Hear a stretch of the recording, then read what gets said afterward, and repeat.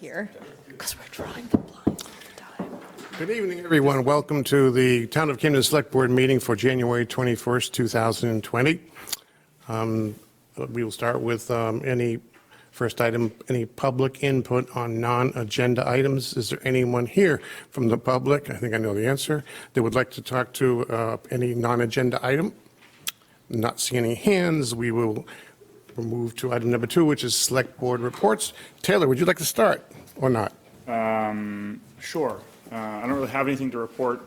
Just an update on some good news on the public safety front. We were trying to get an EMT course together for some of our call firefighters and police officers and other communities to be part of.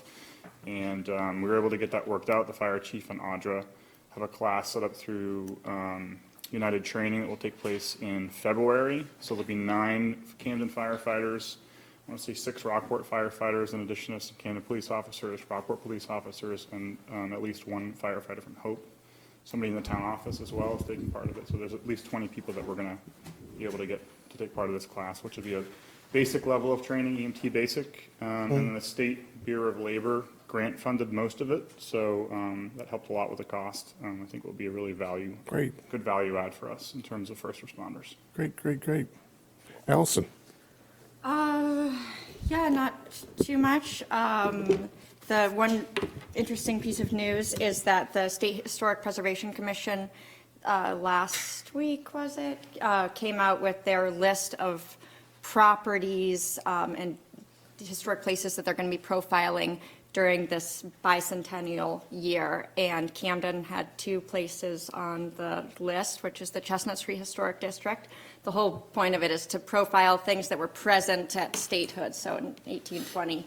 And then the other one is the Historical Society's Thorndike Conway House on the Camden Rockport line. So that's not every town had a place chosen for inclusion, so that's exciting. And I'm just coming from a cemetery committee meeting, which was interesting, as always. It's like a whole world of things that you don't think of over there. I can imagine. Maybe you don't want to think of. It's been very well managed. They just started. Well, the live stream didn't work out today, but they've started. They had every intent. We believed we were live streaming. Have it in a text. And I don't know how it happened, but sort of part of the overall push to get all the town committees live streaming their meetings. So at some point we should probably do a check-in, see how everybody's doing and whether there needs to be a rearranging.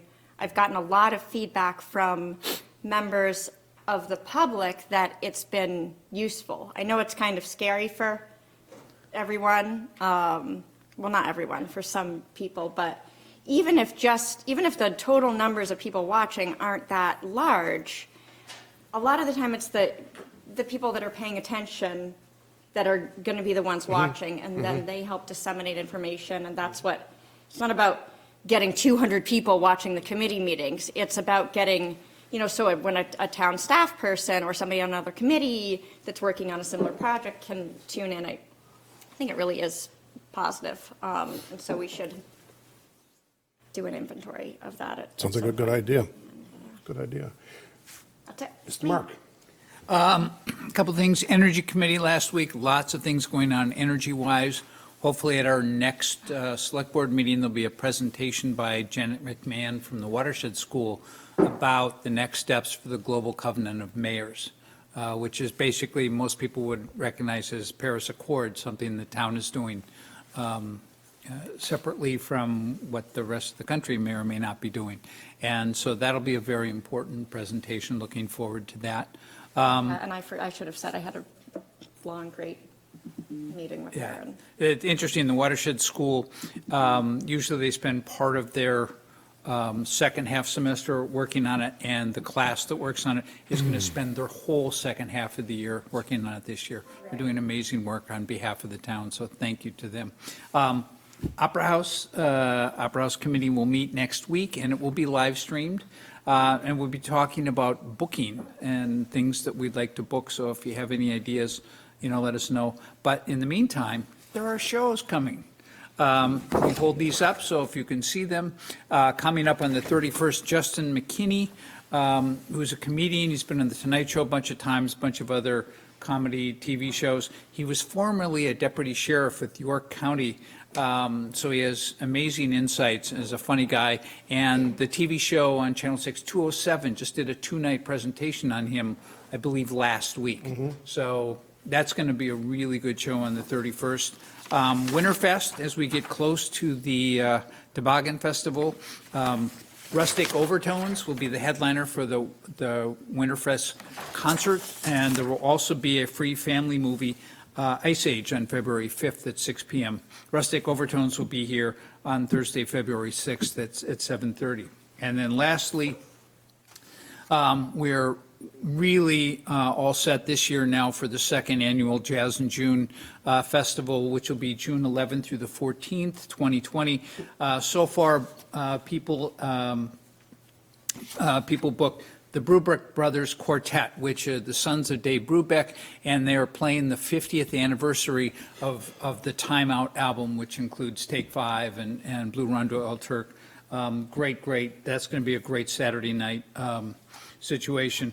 Frank Vignola's Hot Jazz Guitar Trio, the Harry Allen Quartet, Jim McNeely Trio, the Noel Fishman Group, Blue Fuse, Whitehead Dean Group, and a lot more artists. And it's going to be a bigger, grander event than last year, and something we should all be looking forward to. That's what I've got. Thanks, Mark. Jenna, anything? I'm going to abstain from giving a report. I just don't have. Don't anything vote to on it for sure. I vote against all of you. That's fine. Just And me, and therefore you win. Okay, and I guess similarly, I have nothing new to add. So we'll move on to the discussion and approval, hopefully, of the board meeting minutes of January 7, 2020. I do have one comment. Under, we're discussing parking for the fishermen, and it says, I was not in favor of a fee. And what I said, I believe, was I was not in favor of changing and putting in a fee without them being represented. It's not that. Oh, the day sailors, not the fishermen. The day sailor, yeah, parking situation. So it's, I'm open to, moving forward to see how we can develop our parking at the landing. But I don't like to make changes without people that are being affected being represented, and they were not here at that last meeting. And other than that, I'm okay with it. My only comment, I think that in this case, day sailors is with ER, because it's not like a sailor, it's a, It is. I think you're right. like, the way we use No day idea. sailor. Like, a sailor during the daytime would be like with the OR, but a day sailor, we're taking like 2-day sail and You're turning it right. into a. Allison's Yeah, correct. because we're referring to the vessels and not the, Okay. it's just a Okay. fun little word choice thing. And then at the top, the only little thing, just because we have multiple polystyrene ordinances, Allison spoke about people's concerns about the town ability to enforce the polystyrene ordinance, maybe just the polystyrene container ordinance. Correct. That's what Sure, you we're said. going to have trouble enforcing the other one too, but One step at a time, one step at a time. Anything else on the minutes? I make a motion, we approve the minutes with those changes, the minutes for January 7th, 2020. Second. Any discussion? All's in favor? 4-0-1. Okay, on to consent agenda. We have one item on consent agenda this evening, and that's the approval of the request for the annual Snowplow Parade on Friday, February 2nd, as part of the U.S. Toboggan National Events. Do I hear any objection to that one item on the consent agenda? I have no objection, but maybe somebody might want to talk about it? I'll let him talk about it after approval. How's Oh, that? okay. Go ahead. You That's have a always, question? I don't know. Well, then don't put it on the consent agenda. I'll take it off if you want. I didn't put it on All right. the consent agenda. Is there any objection to the item on the consent agenda? I just object to not being able to talk about it sometimes. we can. It just We becomes will. odd, this dynamic of let's just, let's people- talk about it after we approve it. A lot of people, so we should take it off the consent agenda and make an agenda item. If you'd like to do that, I I can think do if that. somebody's here to talk about it. Is there? Yeah. Good. Then we'll take it off the consent agenda and put it on the agenda. No, No, right like, now. you're right now, yeah. Now. So we're going to Yeah, discuss. sorry, Eric. Why don't you, Eric, why don't you come on up now? No problem, since there's one item on it. Thanks so very much. I can just, Just a small feedback. Turn your mic on. Green, go, right?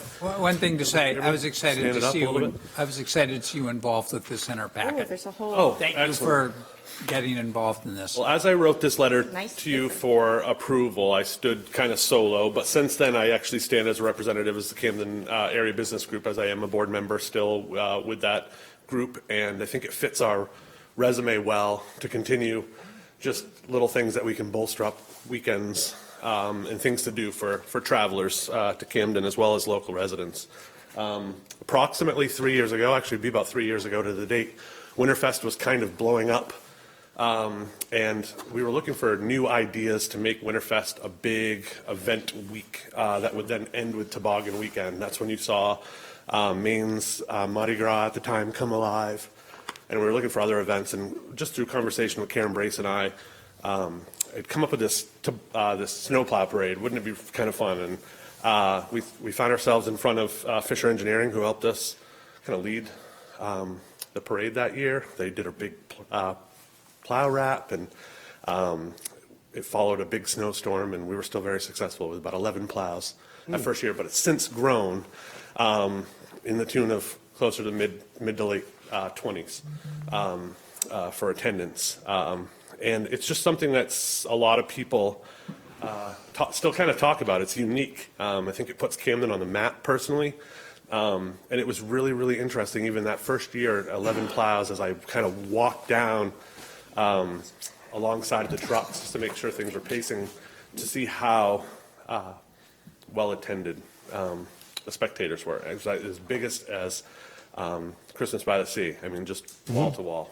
Great. I have a question. Has anybody ever done any research to see if there is any other snowplow parade anywhere? So there is. I can't put my fingerprint on exactly where, but yeah, that first year it was something that I had been looking at to see Okay. where else, and it was successful. I don't think something as large as going into a big festival weekend, which makes this a little more unique. So it's something that people travel to. Well, just out of conversation with Holly Anderson over at the Snow Bowl, just to learn what was going on for Toboggan this year, I kind of learned that this wasn't going to be happening, and it kind of felt near and dear to my heart, and it still seems to be like a candle that needs to be carried. So I don't want to see this kind of let go. So I kind of stepped up and said, hey, happy to do, legwork. Holly said, happy to work with fire and PD as part of that, step in. And then the board backed me from the Camden Area Business Group as putting it part of the resume. So we can utilize social media, we can utilize the website resources. We'll tag it into Toboggan and Winterfest still. And I still think that there's a lot, even though we have a short time from now. So normally I wouldn't be standing in front of you this kind of late in the game. But I still think there's a lot of momentum, as I also hear from the latest Lodging Alliance meeting, for guests that actually look forward to attending this, from other B&B owners that are new to the area. So that was really exciting to hear when they kind of heard that this was going to be an agenda item. They were excited to hear it. So standing in front of you is hopeful potential approval for support. Yes, go ahead, Allison. Can you go over the specific criteria Sure. to participate? I assume you'll have to have a snowplow on your vehicle? Correct, yes, Or yeah.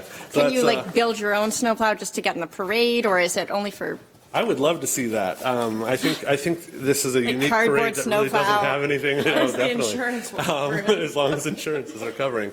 You'll see in the packet that I provided, that's just a preliminary poster that would go out with some information.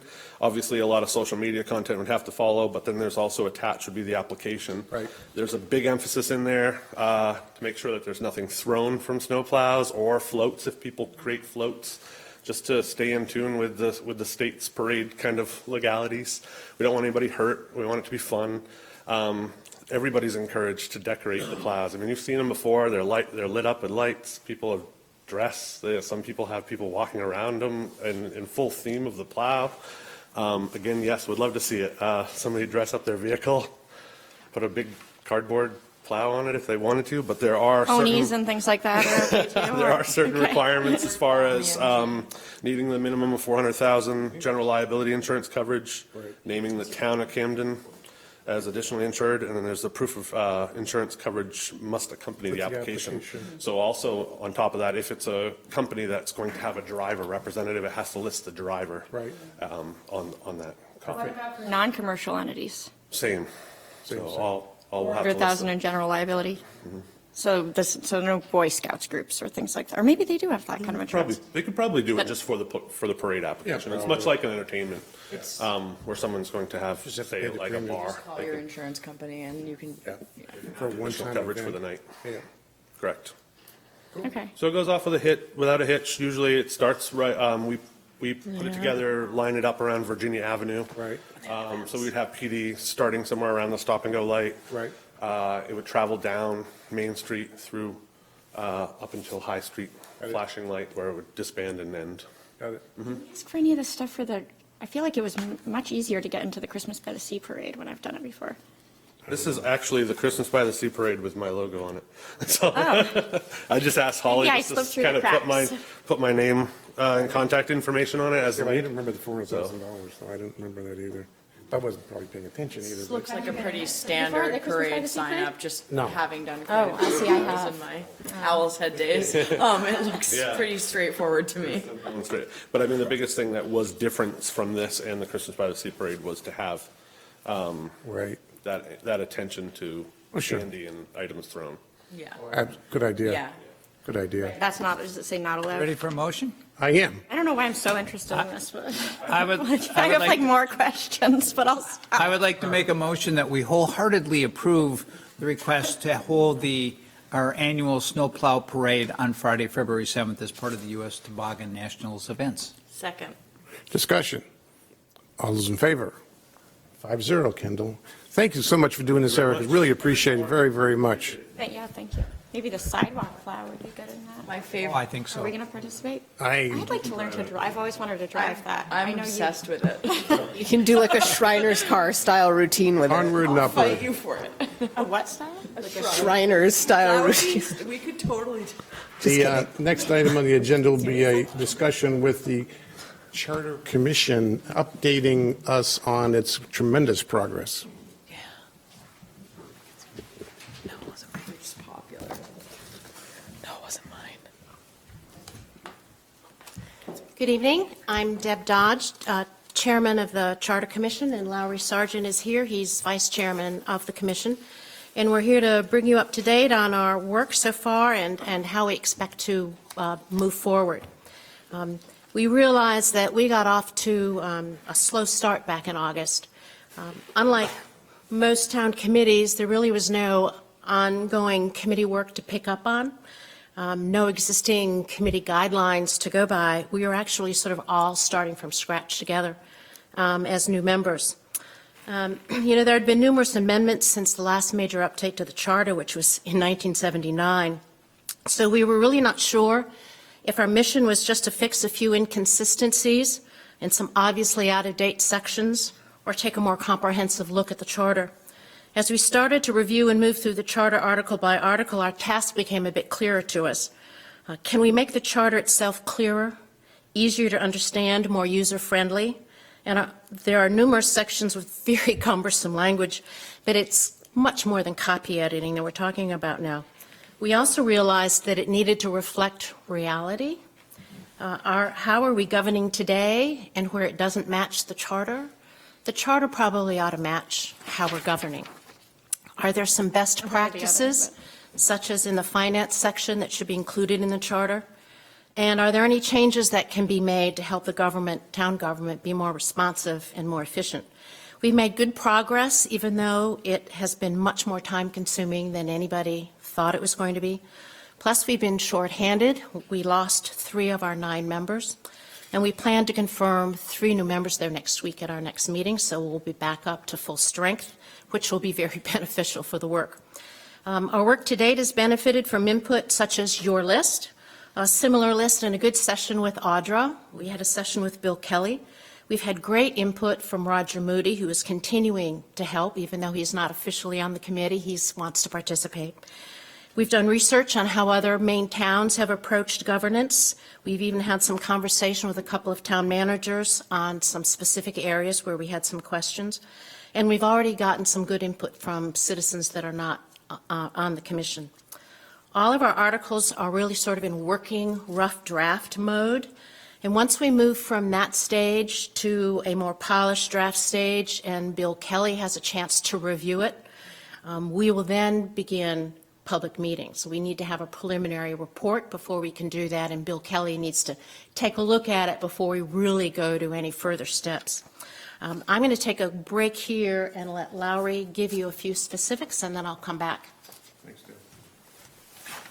Evening. As Deb said, one of the things we were faced with was a document that's effectively the Constitution of the town that hasn't changed since 1979. And that was even before John French was a selectman. So it goes back a ways. And what we found was that some of the stuff just hasn't been done that way within anybody's memory. It was written at a time when there were a lot of town employees that worked part-time at home. So it addressed keeping records at your home because you didn't necessarily have an office here. So there was some administrative staff that did that.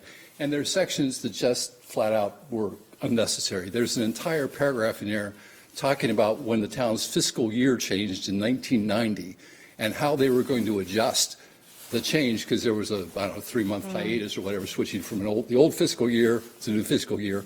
Who cares? All we need to say is the fiscal year runs from this date to that date and move forward. So some of the sections that we've probably made the best progress on. First one was personnel, and when the charter was written, there was no personnel board. Okay? It was that long ago. A personnel policy manual, excuse me. So a lot of the personnel policy issues, guidelines, criteria, what have you, were put into the charter. And our sense is that now we have a personnel policy manual, so there's no reason to have all this in the charter. The charter should reference the manual and put everybody in that direction. Plus, it's more likely that personnel policy issues will change fairly frequently in today's world as state and federal guidelines change. So you folks could approve those changes, put them in the personnel policy manual, as opposed to taking it to a town meeting to change the charter. So it just seems to make a lot more sense to treat it that way. The second one is the listing of the tasks and responsibilities and obligations of the select board and the town manager. They're kind of scattered throughout the charter, so they're a little hard to find. And there's some that seem to step on each other's toes a bit and not make a lot of sense. So we're trying to tidy them up, put them in one section that's kind of the administration of the town or how the town is run. And one of the things we're going to do is to include some specifics. First is that there was a lot of language over how large of a vote you needed to pass something in the select board. And we got in these long discussions that if you have 3 people show up, which was a quorum, if 2 vote for it, is that good enough? We're going to make it real easy. Anything before the select board requires 3 affirmative votes to pass. And just move it as that. Sorry, Bob. Way it goes. We could 3 votes to agree with us and not with Bob. We can do that. Second one is we're going to eliminate the select board secretary position, which as far as we know hasn't been filled for a very long time. True. It was filled way back when because that's who kept notes. I think I was given that title my first year, and it was Right. like, oh, you don't really have to do anything, Yeah. you be the secretary. So now we've got paid note takers plus all the audio video equipment that keeps track of everything. Right. So that's completely unnecessary. Another thing is that you may not have been aware, but all of your votes are supposed to be roll call. As far as we can tell, there's never been a roll call vote Correct. in a select board. So we're eliminating that, and you can follow Robert's rules and just have ayes or raise your hand to do it that way. Oh, as in, like Verbal roll call. Kendall So would have nobody said. says, Allison, how do you vote? Right. And you- But it's still recorded with how everybody votes. Right, the charter Yeah. says roll call. Yeah, Which is where somebody has to say Right. each select board member's name, and they have to say, I vote aye, I vote nay, or I abstain, or Correct. whatever you're doing. It's just, Correct. it's a remarkable waste of time, it seems. Yeah. I just still wanted to say who voted against and who voted for, not just That's up to you to tell the record keeper. That's We're not correct. going to get involved in That's that, correct. in that That's- level of minutia. That's not, charter's not involved in that. Yeah. So Well, it's it clearly can be involved because it has been, I mean, yeah, I think we probably Kinda mostly getting agree. weedy. It doesn't seem like it. We're going to introduce term limits for select board members. And this is what we picked up from reading these other towns' charters, is that, Just kidding. is that the bulk of the charters have some type of term limits. Sure. And if you want to come back on, you have to be off for a year or 2 years before you're I allowed see. to come back What on. are you thinking for term limits? I think we're at two or three. Two or three. Two or three, I think it's three. Yeah. That's so far working draft. Very Yeah. reasonable. Yeah. 9 years of servitude is a good amount of Yeah, time. and then, like I said, you can stay off for a Pretty year. hard to find come back people. if I you don't want. know. You might, yeah. Well, I We're- guess we're this not is, voting what's on it the, tonight. what's the process, or this is not the feedback time right now? Not necessarily.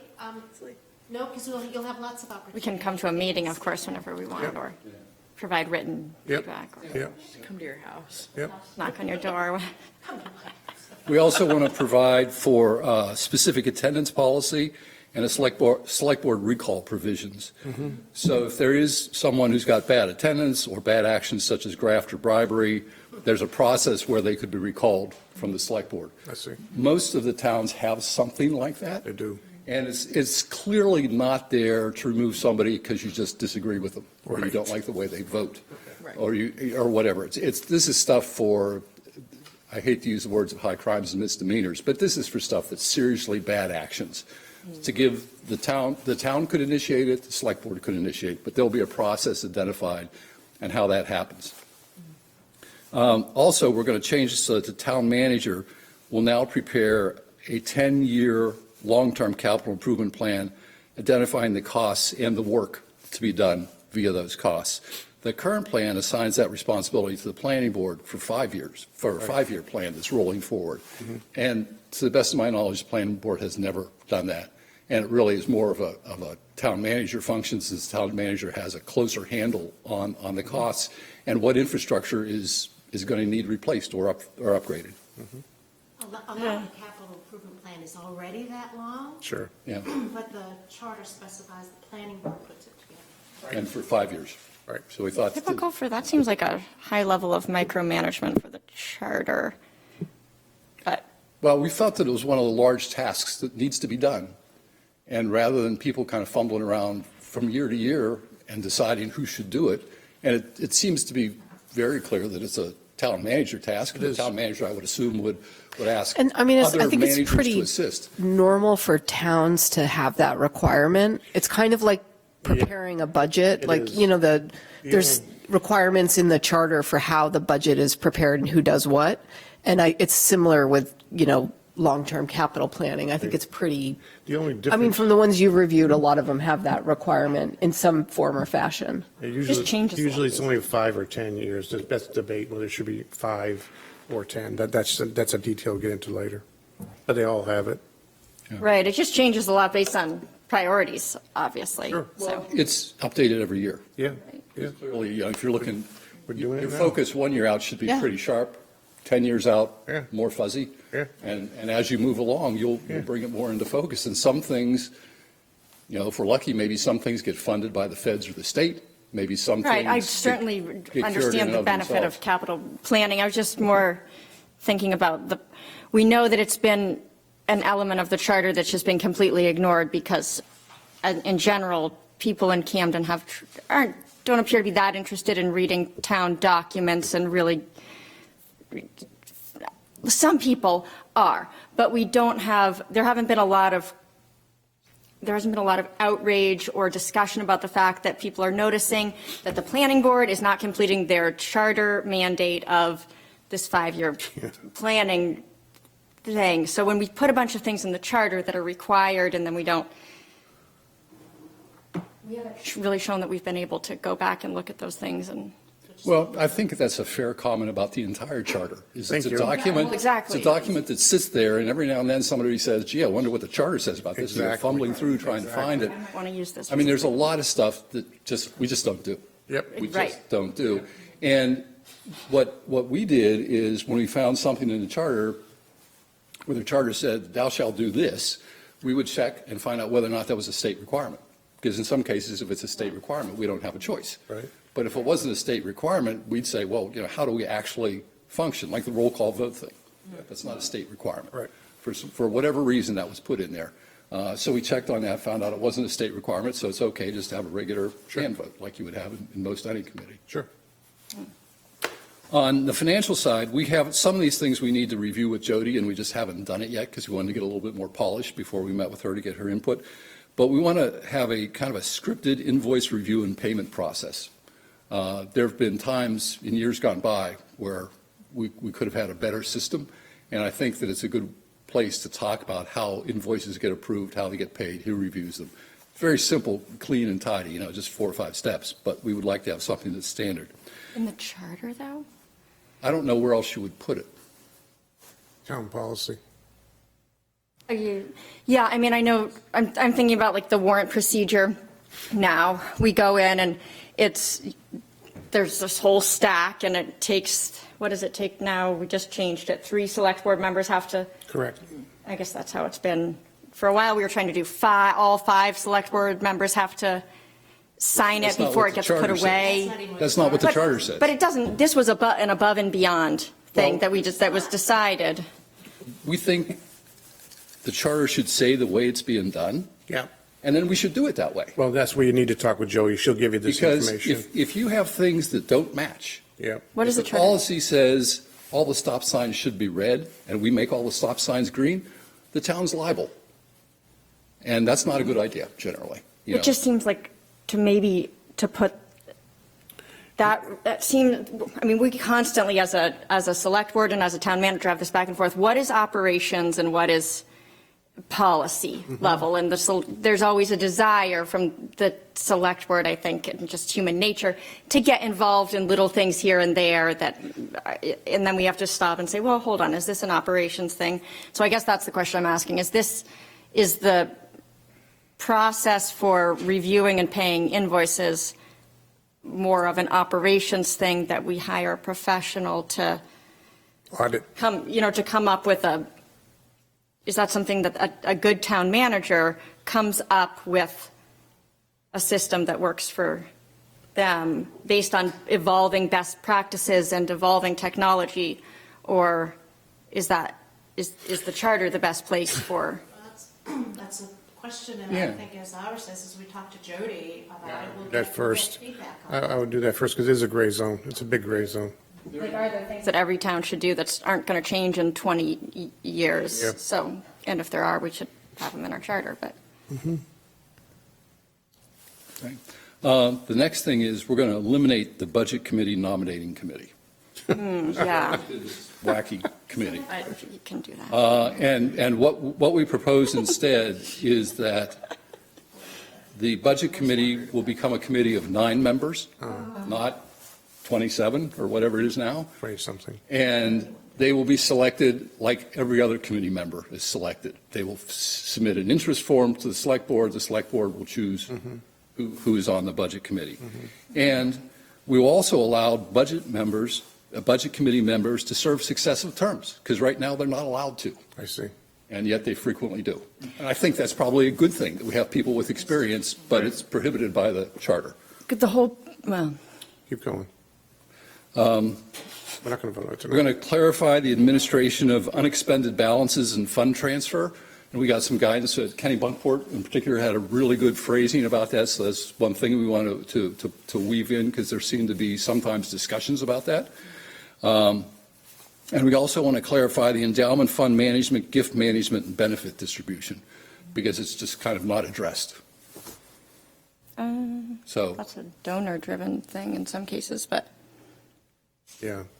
Right, and that needs to be acknowledged, certainly. The trust funds. yeah, it seems many times. It's hard because if any one of there's these a things can be a gift much longer derives, conversation, We so always I- kind of like, well, it's okay, we got this gift, what do we do with Yeah. the gift? How do we handle it? Yeah. That'll be interesting. So as you can tell, there are a lot of details Sure. to look at, to think about, consider. What other towns, how are they handling it? Who's handled it successfully? Who has said, oh, I wouldn't do that again? That kind of input is really helpful to us, as well as the input we get from people here. And the public informational meetings will help us a great deal. But before you have a public information meeting and a public hearing, you want to have sort of a target for people to aim at. You want to have specifics enough that people can have a meaningful discussion. So what we need from you in order to go forward, we would like to exercise the right that we have by Maine statute to request an extension. Maine statute 30A, section 2103, allows you all to extend up to 24 months. And we're not looking for that. Our goal is to have this ready for November vote. Yeah.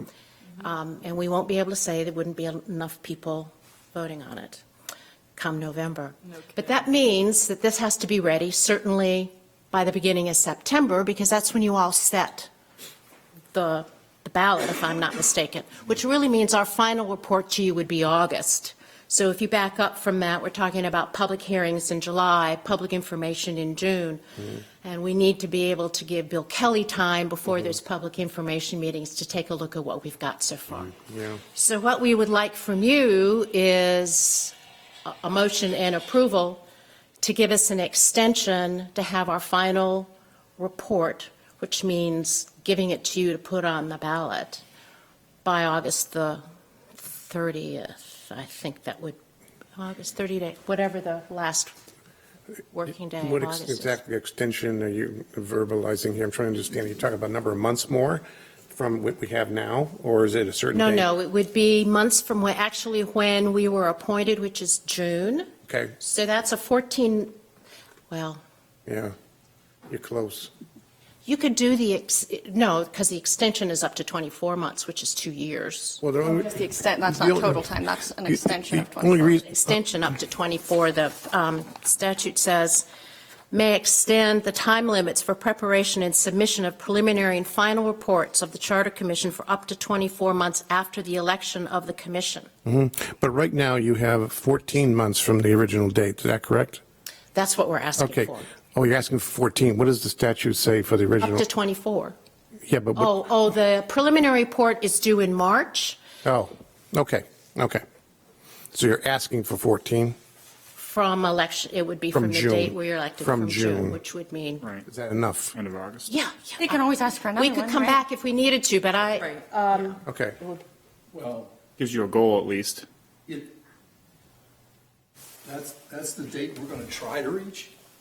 I think it might be a little aggressive. I think so too. We haven't done this before, and I honestly don't know whether 2 people were going to show up at the public comment period or 50 people will show up to public comment. Yeah, my point is we should make it a little bit longer.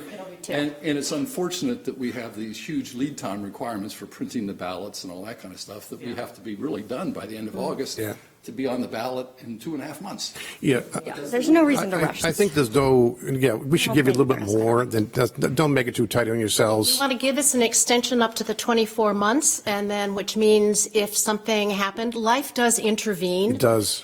Particularly when you have a committee of 9 people, life intervenes and things change. So if you did grant us the extension up to 24 months, that would mean drop dead would be June ballot of 2021. Right. However, our goal is to be ready for the November ballot, Got it. because you don't want to stretch this out. You want to have the public come in. You want to have the public hearings. You don't want to keep dragging it out and dragging it out. You have to get your work done. You have to get it in the condition that it's ready for the public to see and discuss. So where the goal is November, you give us a 24-month extension. The goal is not to be ready for June Yep. 2021. Right. I want you to understand that. Well, and maybe to that end, maybe it's just like a 15 or 16-month extension rather than the 14. I agree with you. If you give people 24 months, they're going to think we have all the time in the world to do this thing, and it may drag out. We don't Just want, not the end of the world And even. we think we've gotten through the more difficult sections. Yeah. I mean, the 2 primary sections we have to Yeah. finish are the long-term planning section Yeah. and the section on transition. How do we transition from a budget committee of 27 people to a budget committee of 9? So those things have to be addressed. But that's more just kind of grinded out as opposed to policy stuff.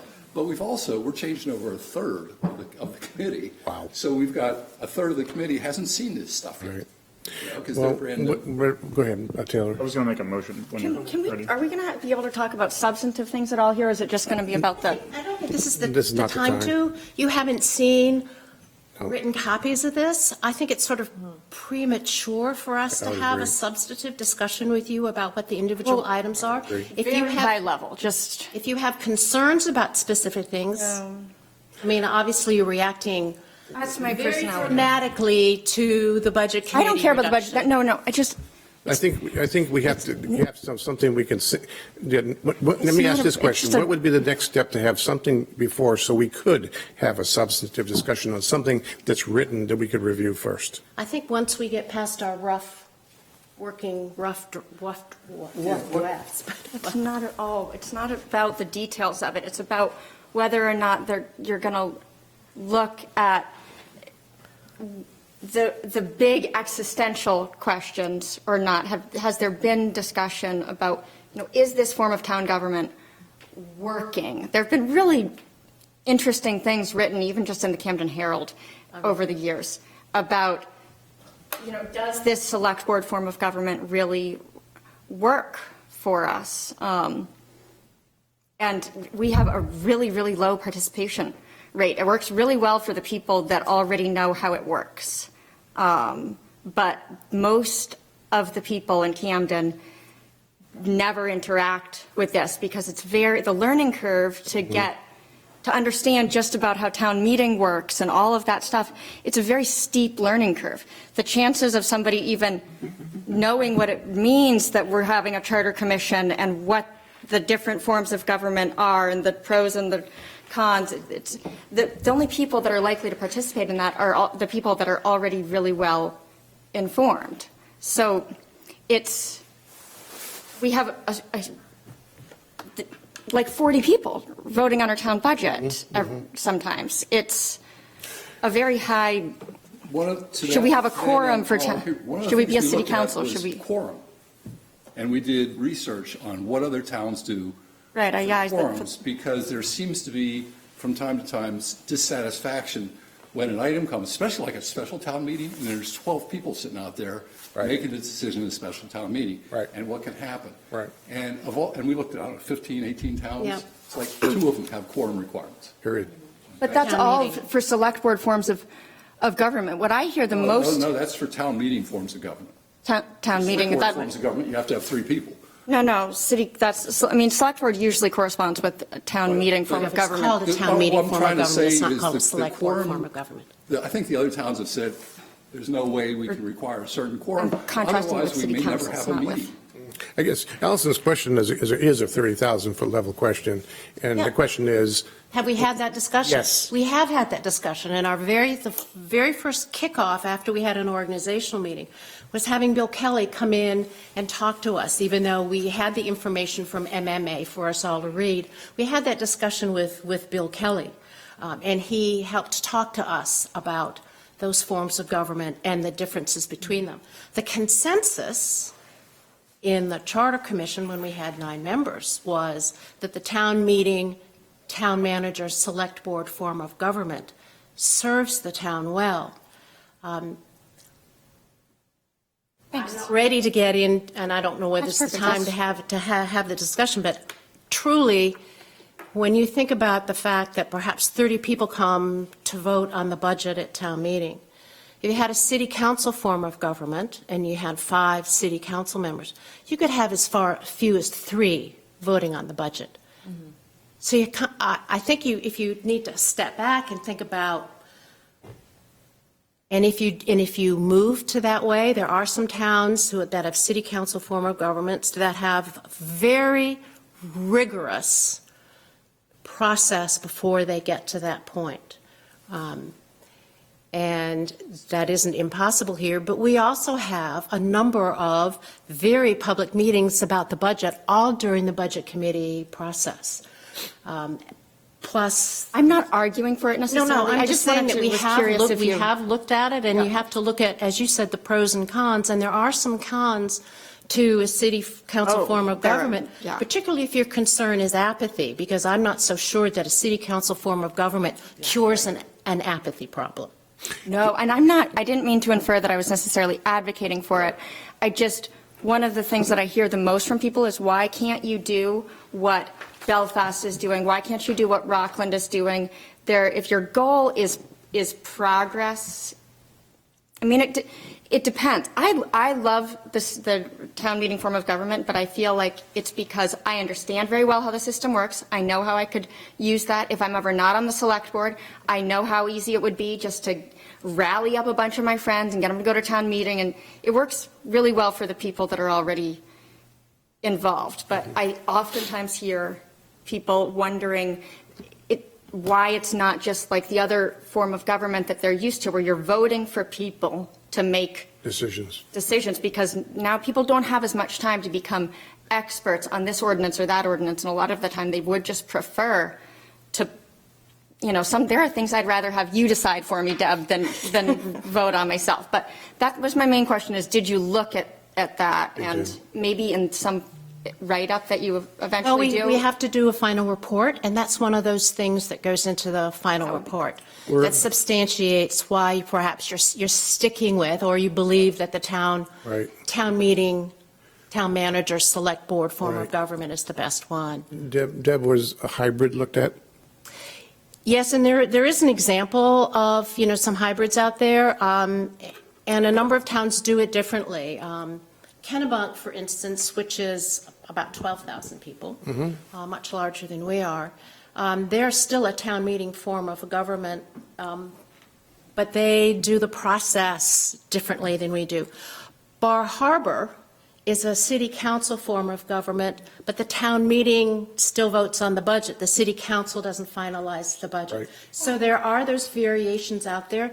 There's some towns that are town meeting form of government, but the budget is voted on the ballot, similar to how we vote on the school budgets. Right. So there are Is that those just the things. final line, the big Yeah, number? you or couldn't do certainly list Right. 8 different departments and ask people to vote one by one, or else you'd have, Right. who knows what poor Audra would end up with at the end of that I got election. voted down, but Audra can stay. Yes, there are hybrids Yeah. out there, and we've talked to a couple of those folks to, and particularly when we came to the the town meeting quorum issue, Right. Right. You talk to one of them and they go, oh yeah, it's a huge problem. You don't have them. You have to get on your cell phone and start dialing up and asking people to come down for a town meeting. Well, Lowry's question was, who do you pick to call? Good point. When it's 100, when the 100th person walks through the door, you say, Yeah, okay. as long as your report addresses these, because I think it's a beginning of an education process, because as the planet turns every 2 years now, not every 10 years, things are happening faster. And it's time to start introducing different thoughts and ideas to the public that may come at some point in time. Well, that'll happen, I think, in the public information meetings. good. I think that's an important. Good. It's not just to say, okay, Yep. read Article 1 and let's tell you what Section 3 means. Okay. I think it has to start Perfect. with the overall view That's and what perfect. our purpose has been and how we've gone about it. How are So, we going to get people to those meetings? I can't Well, imagine. I'd like to go back to your concern about people not understanding.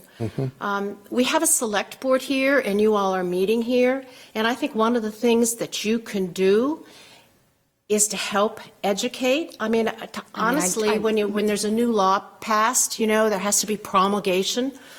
There needs to be an education process. You need to find a way to start communicating to the voting citizens, to all of the citizens of the town, how the town operates. I mean, And I think I that's a role that you all try very can hard to play. do that I talk about the town pretty much all the time.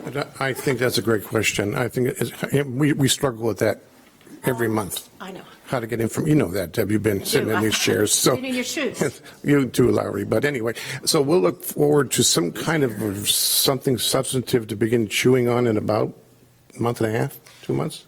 Well, yes. One of the, I think you're looking for a motion for What that we're still extension. looking one for of the the money. things Okay, we're all right. trying to do to avoid misinformation is Yep. that the working drafts among ourselves, among our committee, Yes. is clearly labeled as a draft this version number 1, 2, 3, 4, whatever it is, 5.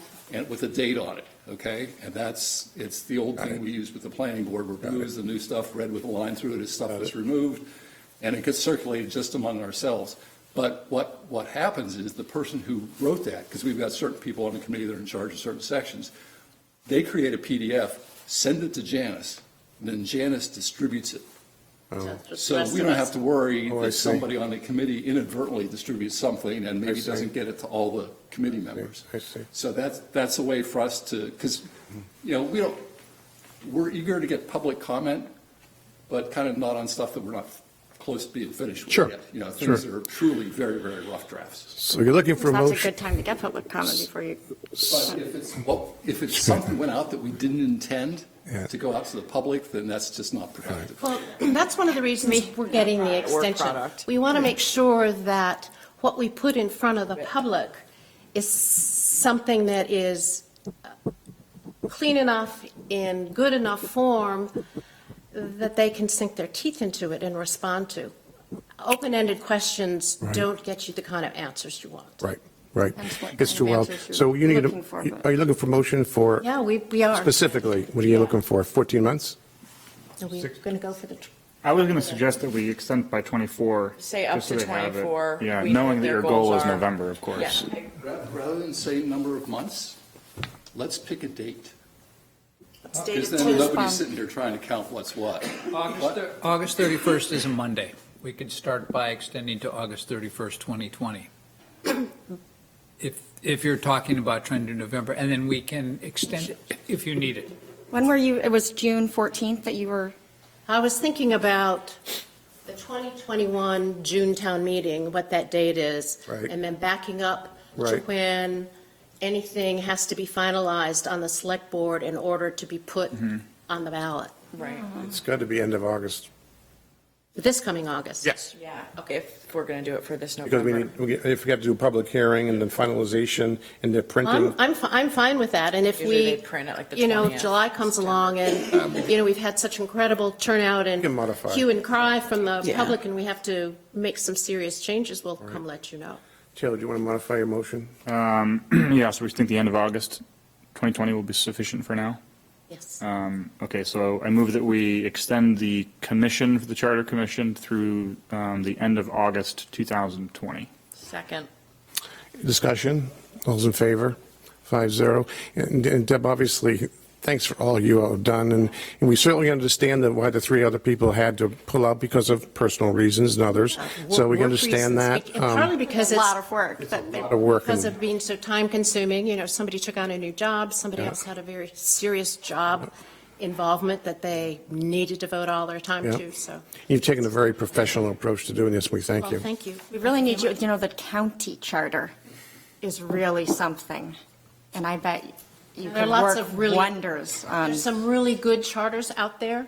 There's a wonderful charter, the code system E360, where you actually they have a standardized format that all cities care of it. charters and codes can go into, Oh, and you yeah, can we've- go in and look at them. They're really, You've seen some good county charters? It would be wonderful if maybe, because you have statewide meetings, right?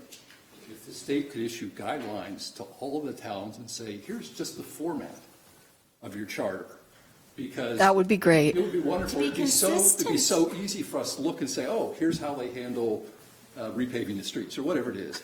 Do we even need to have a charter? Because a lot of towns, you can just adopt the state, there isn't a state model for a town charter. because some towns don't have their own charter, and then they can just go off of the. I Well, you swear I've can read that. go by Right. Maine state statutes. Right.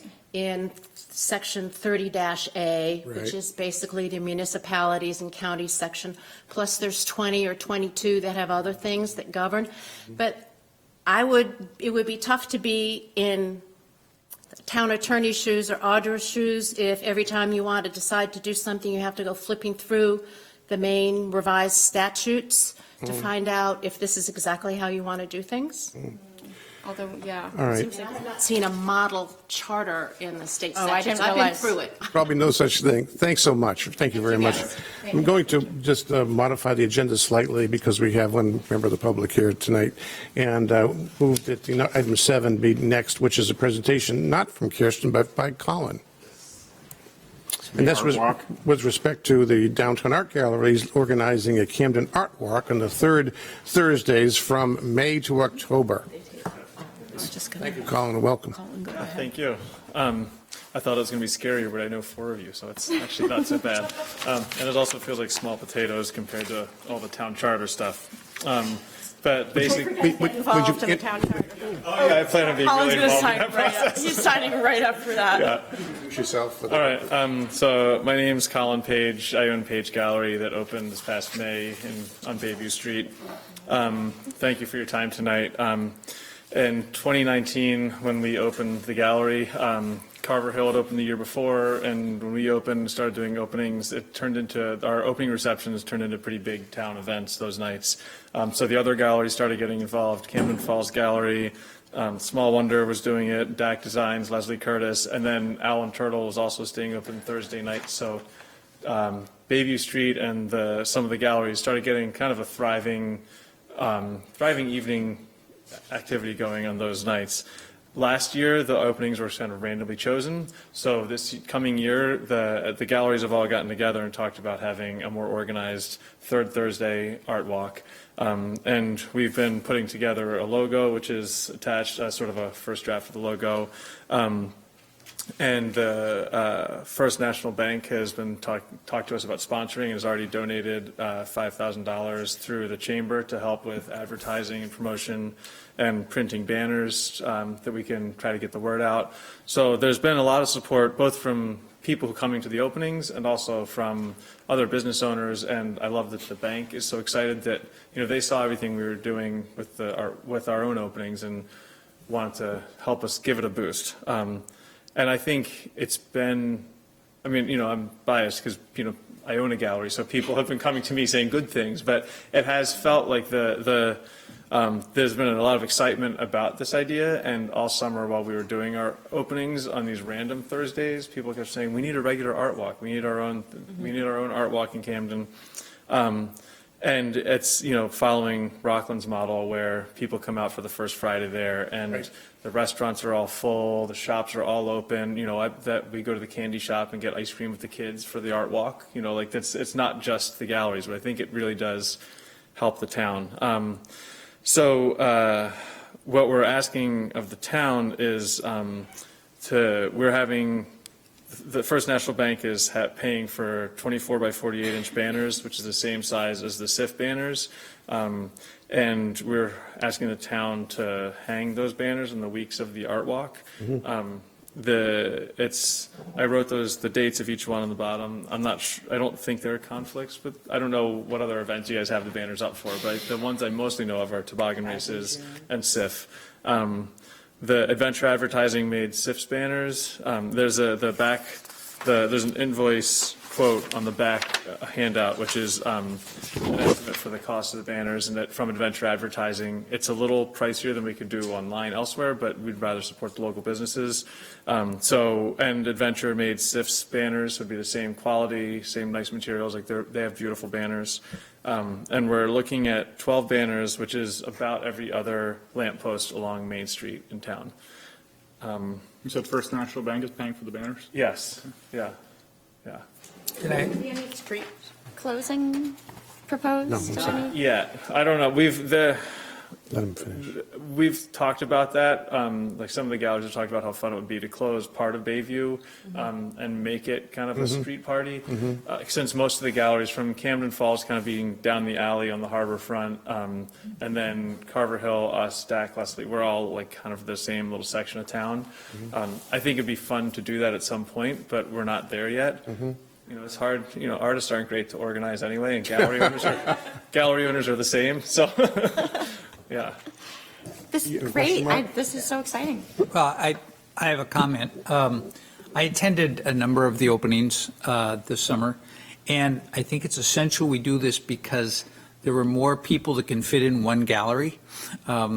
it got very crowded down there, so we need to have more people open and more events to do, because it was tremendously successful right off the bat this summer. It was a great event. Tried to go out almost every Thursday we were in town, and heard a lot about it. Very successful, very wonderful. You've got, everything from Camden Cone to the candy store down the street to, so you can do kids, and it was just a wonderful event. And anything to help bring events to something in town in the evening is important, because, we do tend to roll up the sidewalks a little early sometimes, and it would be really, I know that comes as a shock to people, but it would be really nice to have events on a more regular basis that, as we bring people into town, they get real excited about it. Ms. Lookner.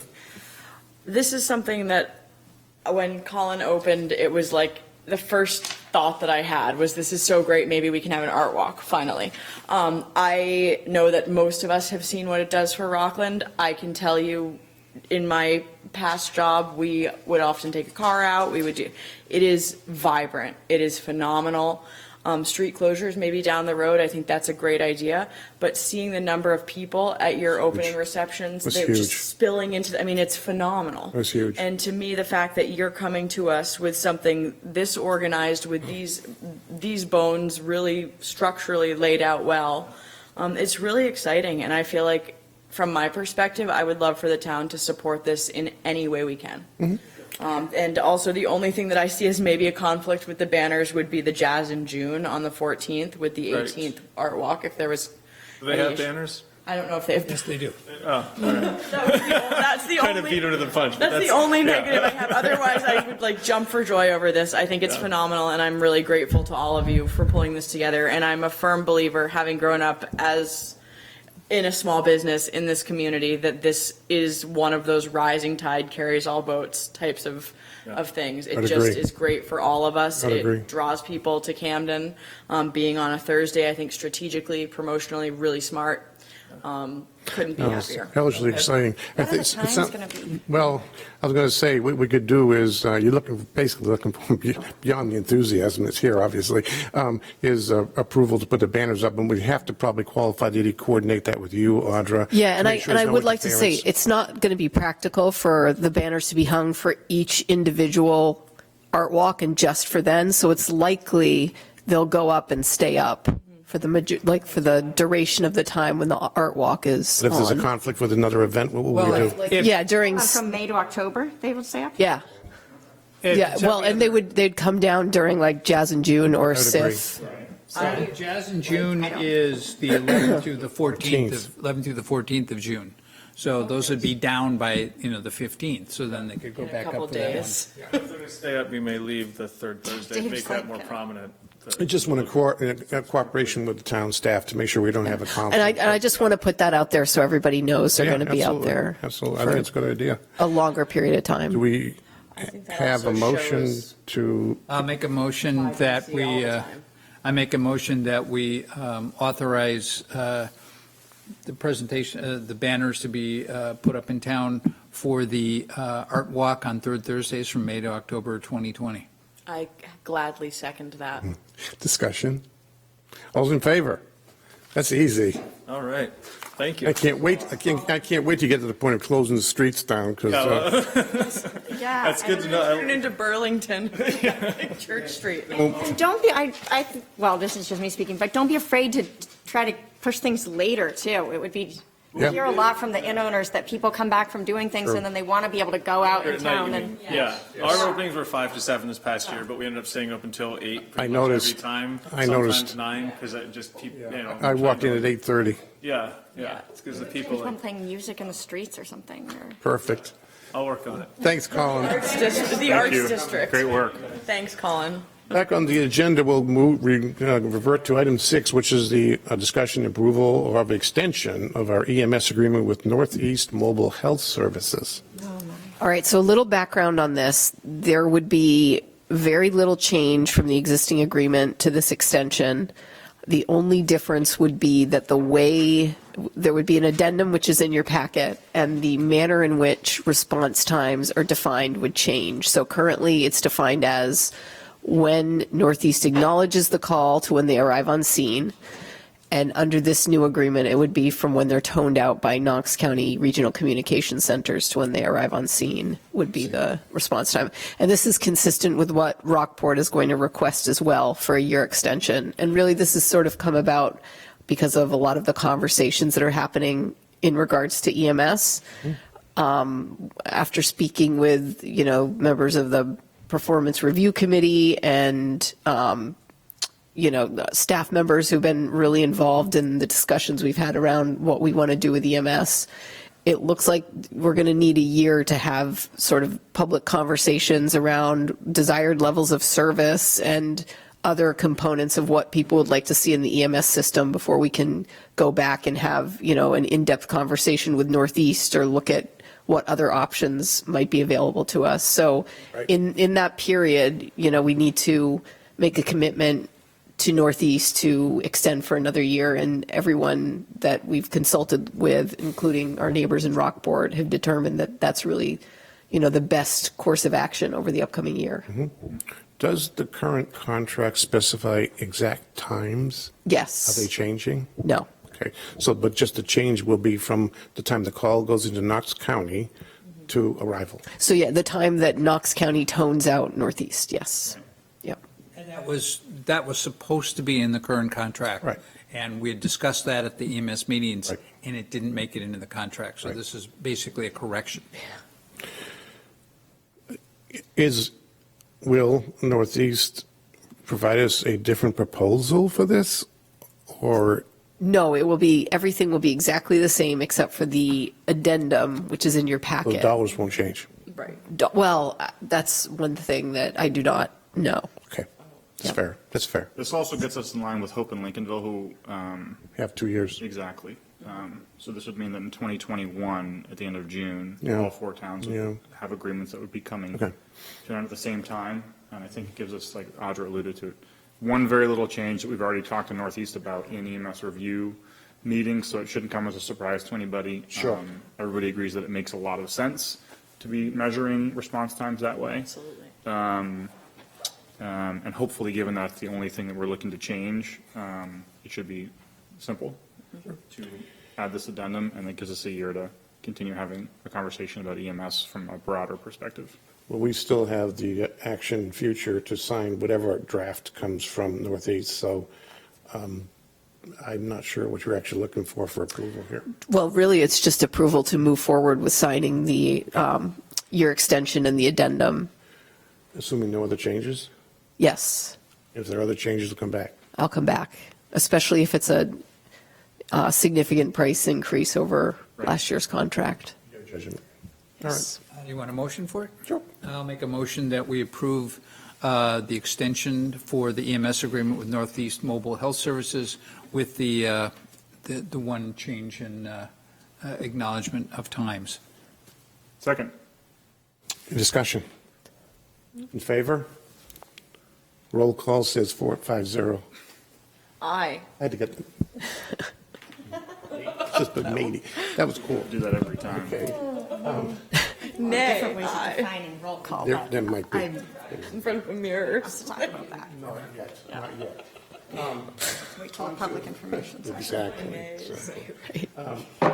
Next, item 8 is the discussion on the Opera House fundraising effort for seat cushions for the balcony in the Opera House Auditorium. Mr. David. Hello, everybody.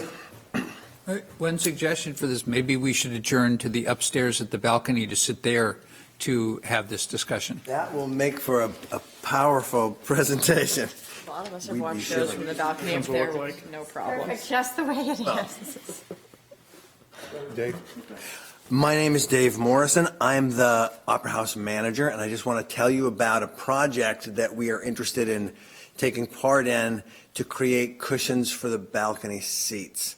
So the backstory is that this is something that Camden Conference started talking about 3-4 years ago. They had got a lot of feedback from their attendees because their program is an all-day one. A lot of folks asked if there was a way to make the balcony seats more comfortable. The balcony seats are wonderfully historic wooden seats. So they tried a couple of different things. We tried sourcing ready-made cushions. The problem was that most of the cushions on the market are built for kind of a dining room chair. They taper at the end and they tie onto the posts. And the seats up there are a different shape and have to attach in a different way. So just kind of fits and starts until finally this year, a member of the Opera House Committee, Kathleen Brown, who is an expert in all things fabric. She's a theatrical costume designer. She took this project over. She did a lot of work on it, and that brought her to the Maine State Prison upholstery shop, which I wasn't even familiar with, but they do pretty amazing work. They train inmates to do very high quality upholstery work. And she had a great conversation with the person who runs the shop, and he gave her numbers. She did research about fabrics, and so this is a prototype that they made, which is roughly the right dimensions, and they will add Velcro strips to help us attach them. They will fit when the seat's up. This material is actually made by the Sunbrella company. It's bulletproof. It's wonderful, very sturdy, washable, stain resistant. So it makes for a really sturdy product. So they gave us a price, and the price was more than we had expected. All in, it's about $8,500, and that is to make 187 seat cushions. So we discussed it with Camden Conference, and we discussed it with SIF, who's also very interested in this. None of us really had a bucket of money and a budget that we could spend on this. So the idea was to crowdfund it. And that way, it doesn't hit anybody's budget, and the people who support it are people who really want it and use it. So Kim at Camden Conference, said she was really confident that Camden Conference and all their attendees would really get behind it. So that's where we're at. Another member of the Opera House Committee, Rosanna Wang, who is really experienced in crowdfunding, met with me, and we talked through all the different platforms, and she steered us towards Facebook, which has a really user-friendly fundraising function. The rates are the lowest of all the ones we looked at. It's easy to tie to. I'm sorry? You have to wait for a while to get the money, but. Yeah, you would be as a nonprofit, not as a private fundraiser, because No, as a private fundraiser. Facebook does take significant fees for private fundraisers. They're great for nonprofits. Yeah, their fees are still actually less than a lot of the ones we looked at. We looked at GoFundMe and Fundly and Snowball and a bunch, and they're not bad. And they use Stripe, which is a credit card processing company, and they put it directly into your bank account. So I thought the Opera House was a 501c3. You don't have a Friends of the. Opera House is just a town department. Right. SIF or the Camden Conference wouldn't be like could they sponsor Why don't they do as a fundraising? nonprofit if they're Exactly. so involved with this? Yeah, I was going to ask, who was leading this charge of fundraising physically? Well, it's going to be us. And I think because they're going to belong to the Opera House, to the town, when all is said and done. So they Town's- offered to support us, So town staff will be doing this fundraising? Right. which really means we set it up and we, promote it. Camden Conference will promote it. We wanted to get it up in time for Camden Conference because then we'll have a full house for 3 days, and they will have slides up on the screen during their program, and same for SIF. And so the hope is that they would do a lot of the heavy lifting for reaching out to their audiences to do this. So if we charge this tomorrow, it's a month to Camden Conference. So is this stuff going to be authorized to manufacture before the funds are raised? No. So if the funds are raised in a month, how do they get made by Camden Conference? How do the cushions get made? We're not trying to. It wasn't enough time. Oh, I misunderstood you, Dave. I'm sorry. I'm sorry. I misunderstood I thought I you. had heard You're that saying we you were trying wanna to get this have- done by Camden Conference. I'm sorry. We're going to be sitting through so much Fundraising stuff. ready prior to Camden Conference. Correct. We want to have that in place so people can be sitting on their wooden seats and saying, okay. So, And the hope, we would have it by the next, maybe SIF, and certainly the next Camden Conference. Can I ask what may be a slightly uncomfortable question, but why is this the item that the Opera House has chosen to crowdsource fundraise for? With the bathroom, with other things that have been expenses, these seat cushions, why is that a compelling thing for a donor to donate to rather than the renovation of a bathroom in a historic opera house? And I'm just asking that, I don't want to offend anyone, but I don't see any problem necessarily with fundraising. I'm just curious why this is the item. This is the item, I guess, because it kind of evolved this way. It started with Camden Conference, and they were saying, boy, if we can figure out how to do this, I'll give you $1,000. And we said, well, maybe we can find $1,000. But then it turned out to grow into a bigger, more complicated thing. And so crowdfunding looked like sort of a fresh way to try and do it without making the taxpayer feel like it was all on them. And as far as why we didn't do other things, I don't know. Have we ever done a capital project with crowdfunding? I don't know. I mean, I don't. I guess Jenna's point. It just didn't occur to me. No, Jenna's point is well put. I think, and it's a good question. I think because obviously the Opera House has lots of needs. Nobody knows more than you do about that. I mean, yeah, I'd like to see a lot of things done there, but yeah, why is this? I mean, why wouldn't we do a bigger fundraiser for a lot more to cut the cost of the Opera House to the taxpayers of Camden? Why not go for more than 8,000? Why not go for 20,000 or 30,000? Why not? Yeah. I mean, it's a rhetorical question. Sure. I expect you to answer it, Dave, but I think that's kind of where I'm hearing where Jenna is kind of leading here. And I'm sorry. Go ahead, Mark. I was going to add in a couple of things. The Opera House has done some outreach for funds previously. We've had a capital campaign. Or the, what's it called, the letters that have gone out. Right, I mean, I get letters in the mail asking for donations. Community Arts Fund. Yeah. With Community Arts Fund, and before that, there was The appeal? Yeah, there was a yearly appeal for funds, so there have been attempts. There's so much fundraising going on around that, and I think some of it, work on the building, like the bathroom is an essential part of the building. This is a little bit different, and I think it like Dave said, it just came about, and it was a new way to try and find something. But we have done appeals before. There's a continual appeal to raise funds for some of the shows, the Blue Cafe, and some of that gets contributed to Maine Made Music, I believe. But, you can only ask so much from, people for fundraising at some point, and this seemed to be we discussed it at the committee for extensively. And it seemed like something that made sense, especially with the original request it's coming from one of our best, Users. They're one of our big partners. And it started as a request from them. Boy, it wouldn't be great if. And so it's a little different kind of approach than before. But it's let's try it. I mean, yeah, I like that there's an effort being made to fundraise. It seems like, the Opera House in a lot of ways gets compared to the Snow Bowl or to the library. It's a similar kind of town function, very important to the town, but people can argue about whether it's an essential service or not. Oftentimes, with the library does all kinds of private fundraising, and they have an endowment, and it's very carefully considered for them what they fundraise for, because of the view that when you fundraise for one thing, it oftentimes reduces your chances to be able to fundraise for something else.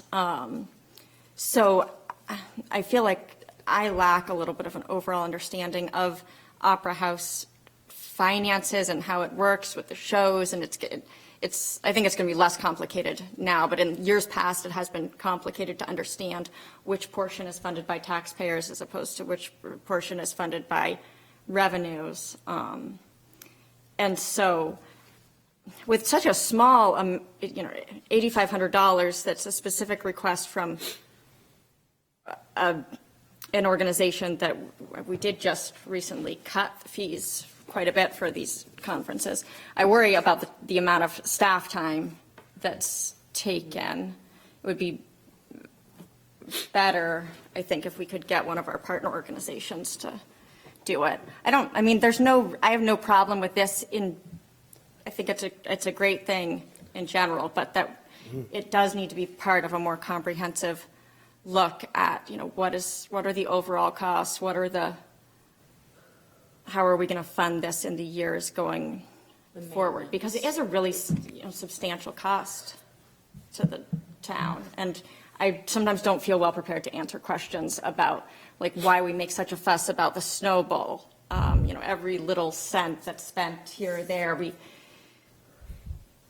give the Snow Bowl a really hard time, and then, sometimes Opera House things slide through, or the library, and some of that's just people. I don't know. Yep. It would be interesting, I feel, to see, I'm sorry if I interrupted. No, I was, Or you. But I think it would be interesting to see if one of those requesting important partner organizations would take it on with, obviously, in partnership with the Opera House, even just because they're 501c3s and they can nix all the fees that would come with fundraising through Facebook. I mean, just that unto itself, to me, is powerful. I do love the ingenuity of this crowdsourced funding. I would love to see it for the bathroom or something bigger, but I understand that this is kind of a project that you've identified. I do think it would be really great to know if one of those organizations would take it on as the fiscal primary. I do know that they are for the town and they will belong to the town, and I understand all of that. I'm just thinking strategically, financially, from a fee standpoint. We sponsor, we become, we do this with organizations all the time where the town is helping them, being the fiscal agent. And I wonder if one of them would just simply be the fiscal agent and also help set up the fundraiser, or maybe a committee member has already been tagged to do that. You mentioned Rosanna. It sounds like she's great. But I think it would be awesome if one of them would take it on, would assume the acceptance of the payments, because they will incur no fees. So just to make sure I'm following you, the upside of that is we reach the goal faster? Well, we don't get fees taken out of people's donations at all. Facebook takes no fees for nonprofit donations. So to answer your question is yes. Yeah. And also, in theory, yes. it's that whole. We get to say we're there sooner. Or go And beyond. people's money doesn't go to Right. Facebook, to a private corporation. I it give you goes, $100, all of I it don't goes lose to 15 of it to Facebook. Right. That's what you also popular. It's, well, the other thought, I agree with everything that's been said. I think I have a little heartburn with town staff spending time to fundraise this one specific thing. That's why I started talking about bigger chunks of change if possible, but it makes more sense. We also have, just FYI, I know I've mentioned to Mark, and I don't know if I told day one, February 4th, select board meeting, we want to have the Opera House Committee come to the select board, just to have every other committee's done it. I think they're probably one of the last two, I think, that has to come to the table. We could certainly have a more substantive discussion at that point also, I think, because I was under the impression mistakenly that this was all being charged to get it done by Camden Conference in February, and you corrected me. So it smells like we have a little bit of time to play with this decision, or am I wrong?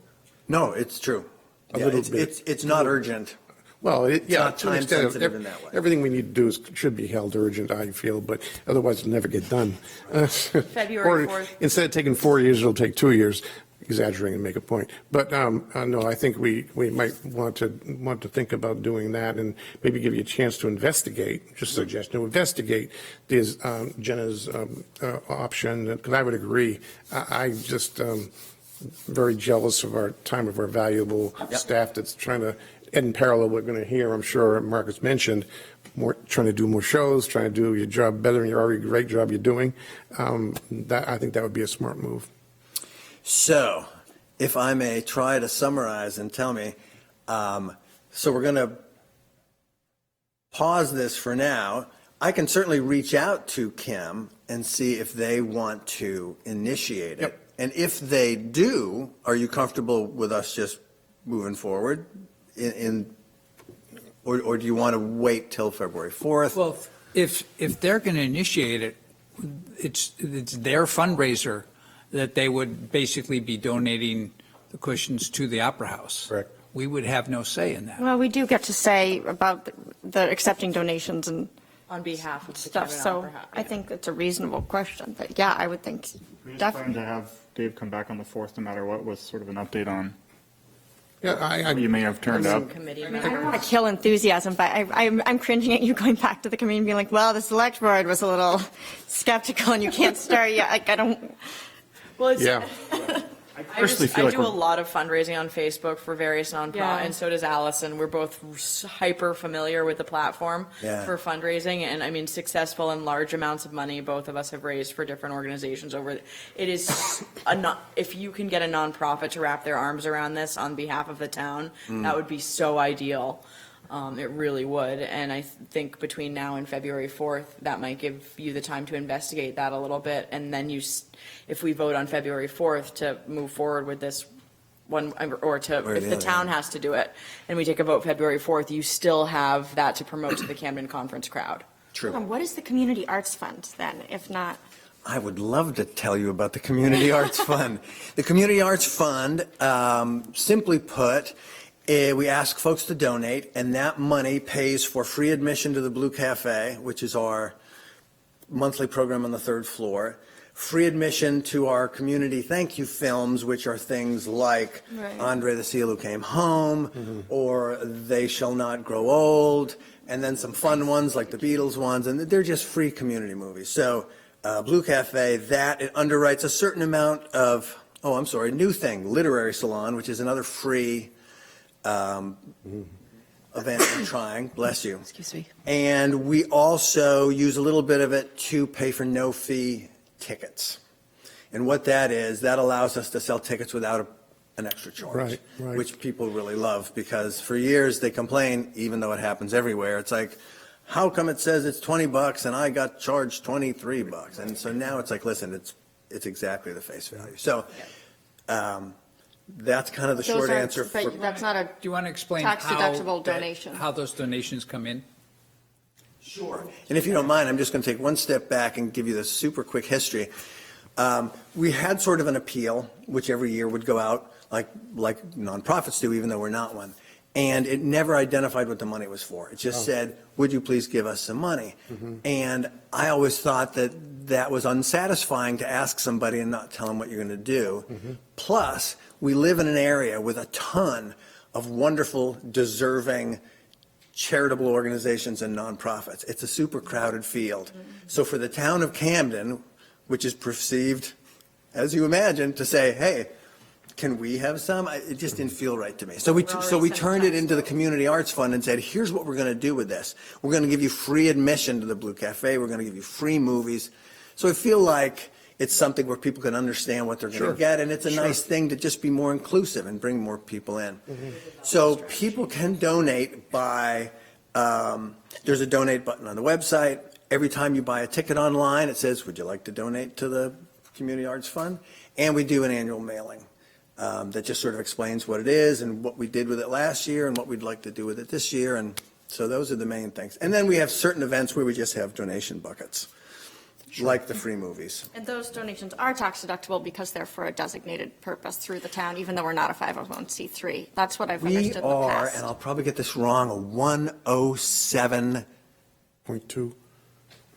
There's a classification under IRS law that whereby a municipality can be tax deductible. So we're that. So we offer that and say we are tax deductible under that. Yeah, that's what your letter says, and it's Yeah. it's a great deal. I'm glad you're doing it, and it's the right way to approach it. Oh, Dave. I think thanks. it's very smart.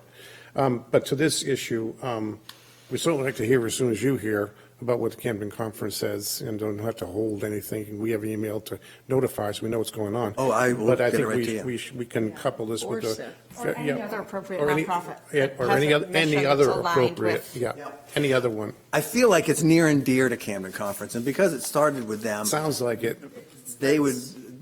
that's the first place I'm going to Yeah, go. I When heard they it. set up a Facebook fundraiser, that was. I heard a director told me exactly that last week. So when I heard about this, so Okay. I think you got hopefully have good ears. I hope. Good. So we'll be able to address it on the 4th, and including other stuff that I'm sure you want to bring to the table about what That the sounds needs great. are, how exciting it is, and all the great shows and everything like that. And Deal. to officially go back to what Bob said, we'd like to have the entire, or whoever can attend, the entire committee come to the February 4th meeting so we can meet them, because almost all the other committees in town have come and made presentations, introduced themselves to everybody, so everybody knows who everybody is and what they're working on and what they're doing. It sounds great, and plus, I just think it's a nice chance to sort of thank the committee, because we have a wonderful committee and they do good Absolutely. stuff. So, Absolutely. just, Absolutely. for the town to know who's behind the scenes, I think it's great. Thank you, Dave. Thanks Thank so much, you. and keep up the good work. Next item would be looking at the use of harbor reserve funds to replace sections of float systems at the public landing and enforcement of related to the enforcement of unencapsulated polystyrene ban. Leading by example. Yes, we're leading by example. That's how it starts. I'm Steve Pixley, your friendly neighborhood harbor master. Hi, Steve. Hey, Steve. Thanks for all your work, guys. What? Thanks for all your work. I just can't believe you guys spend so much time managing the town. It's Oh, don't worry. truly You impressive. have to deal Thanks with for those noticing, surly Steve. sailor guys down there. That's true. Let me ask you, are you looking for money? I want to get some cushions for the boats for comfort. No, I'm just kidding. Yeah, Steve's chair's not looking so good All anymore. right, all right, so anyhow, I was really hoping for some pictures, me too. Just, diagram, yeah, me too. Cushions or for the floats? diagram of where the floats are and. Yeah, me too. Actually, we should bring one in. But just the bottom line here, as I read this, correct me if I'm wrong, this proposal, Making it too easy, you should. oh, Sorry. sorry. You were so tough to work with. You were. I'm worse. Just just to understand the proposal. The proposal is for a number of floats, correct? A certain number, I'm counting. Bottom line question, does this cover all of the floats that Camden has to replace? No. No, this is the one section of old floats when you walk down to where the waterfalls are, Yes. where the fishermen, if you want The to, dinghy dock. and a good percentage of the dinghies are kept. Got it. There's a section of old wooden floats that gets you to the new Right. finger float system. Yeah, where I'm driving at in that is, obviously, there's two elements to discuss about any proposal. One is quantity, the price, and the other is qualitative, which option. I'm trying to understand, there's a premium to pay for this kind of a float of so many dollars specified for so many floats. If one were to lean towards approving that, you're approving it for all the balance of the floats, and what order of magnitude is that? Hold on, what? If we did all the Is he floats at presenting once. us with options?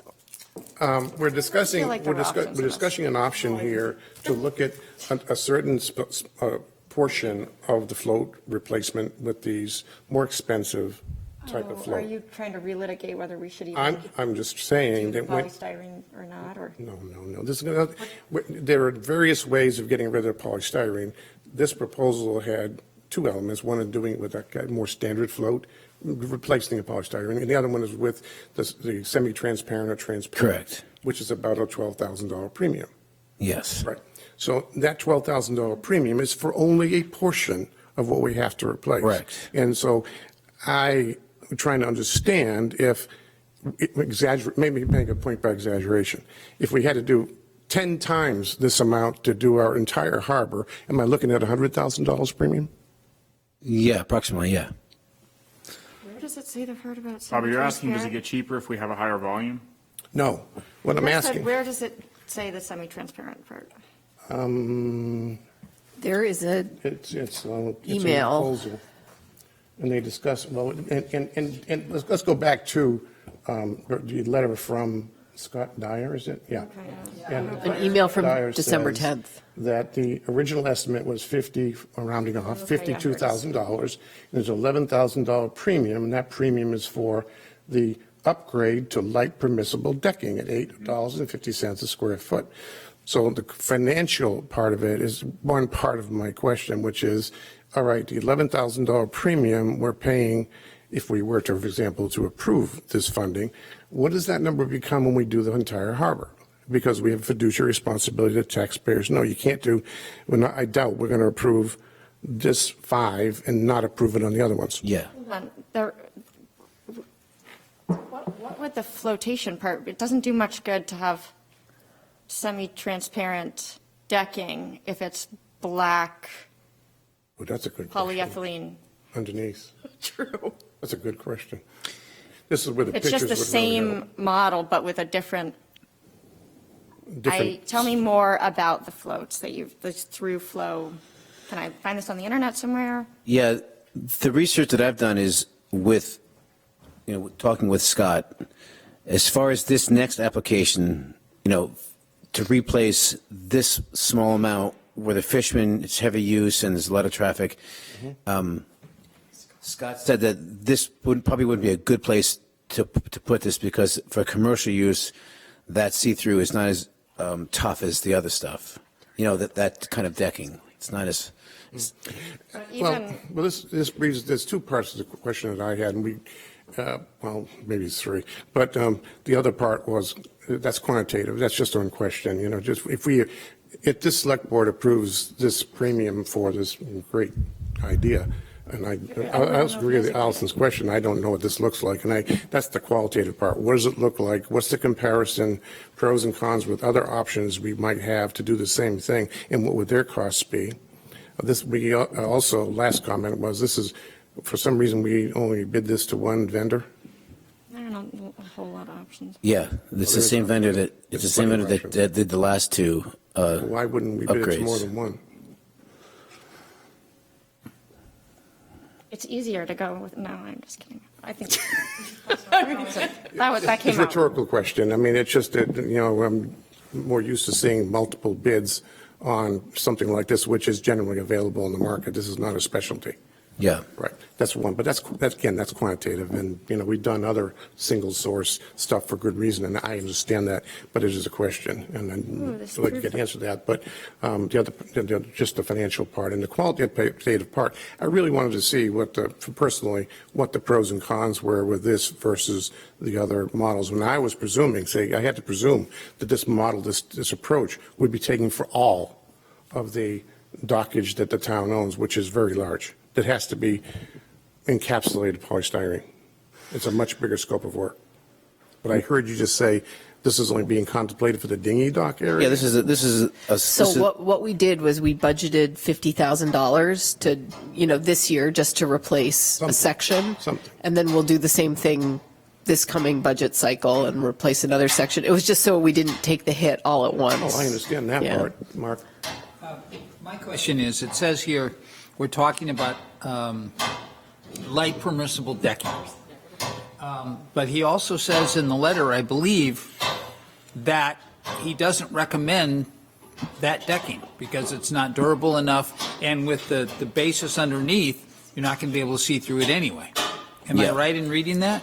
Yeah, especially for this area, because it's the fishermen use this as well as the general public to get to the finger float system. So That they didn't really want to, this was kind of an afterthought to push it, to see if they could come up with something, but it wasn't that, this was Steve making an effort to follow up on I see.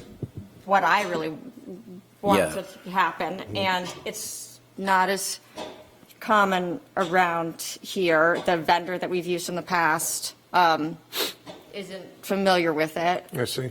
I see. Just to clarify, so are we just needing to approve the amount above the 50,000 that's in the budget? Is that what we're looking at? Well, if No, we you have to could, approve the whole but first thing. we should decide whether there's value. Well, that's kind of my question. Like, what exactly are we being asked to approve today? Right. I think that probably what the recommendation is that we go with the other thing for this, because that's what everybody's familiar with, and then we can Yeah. try to be bigger and better. In the future, yeah, the next 3 systems that we have to replace, we can spend some more time, Let me show you the- get different quotes. Didn't know when she said other thing, I didn't know what the other thing was exactly. Yeah, she means the same decking we've been using. I see. Picture of Camden Harbor. I see. I see. I see. I get you. So these are the ones that were, that's not a very Steve, good. did you, while she's looking for that, did you get any input on this, where this is being used, any feedback in other places that have tried to use this semi-transparent, transparent dockage? I got like little from Scott, like Allison was saying, I think, you know. right? Not, Sorry? is it graded or is it? The only thing he said is it doesn't hold up to the traffic for commercial use. It hasn't been rated for commercial use. Private docks, private people have been using it. It's been doing pretty good. But when it gets a lot of wear, it doesn't hold up. That's what All kinds of different brands though, but. Yeah, and I think in the future, for the library park and for the dinghy turnover at the town dock and the 86-foot long dock that we're about to do in 2-3 years, we could do some more research and possibly do it there. I'm not having heartburn at all spending money. We got to replace these docks. We have an ordinance. We have to, what date do we have to replace? 2023. 2023. And we got a lot more to replace beyond this. With the 3 other systems. So, yeah, that's not, the issue is about going to this premium and then setting a precedent, but, and also because, well, Yeah. I'm no expert here, but. So next year, the idea, Arjun and I talked, would be the 86-foot long dock. It's one single stretch. That would be approximately another 50,000, unless we want to discuss Right. a see-through, a different style, a different company that maybe knows more, or whatever. We'll talk about that when that time comes.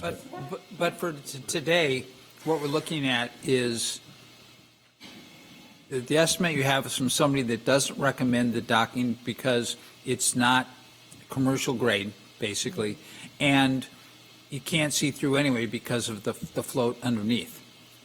Yeah. So why are we even considering it? It would give a little bit more light through. Yeah, this wouldn't be it seems like the proposal here was like, oh, well, we could throw this other thing on top of what we already do.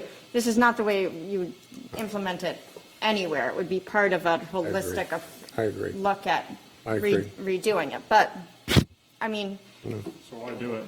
I agree. That's how I'm I agree. feeling too right now. Yeah, in the future, the other systems, if I can do some research and find a company that's close enough by, that's not astronomically expensive, we'll look at it and we'll see what the difference is for construction and how it works. Then we can look at that for the next system we do.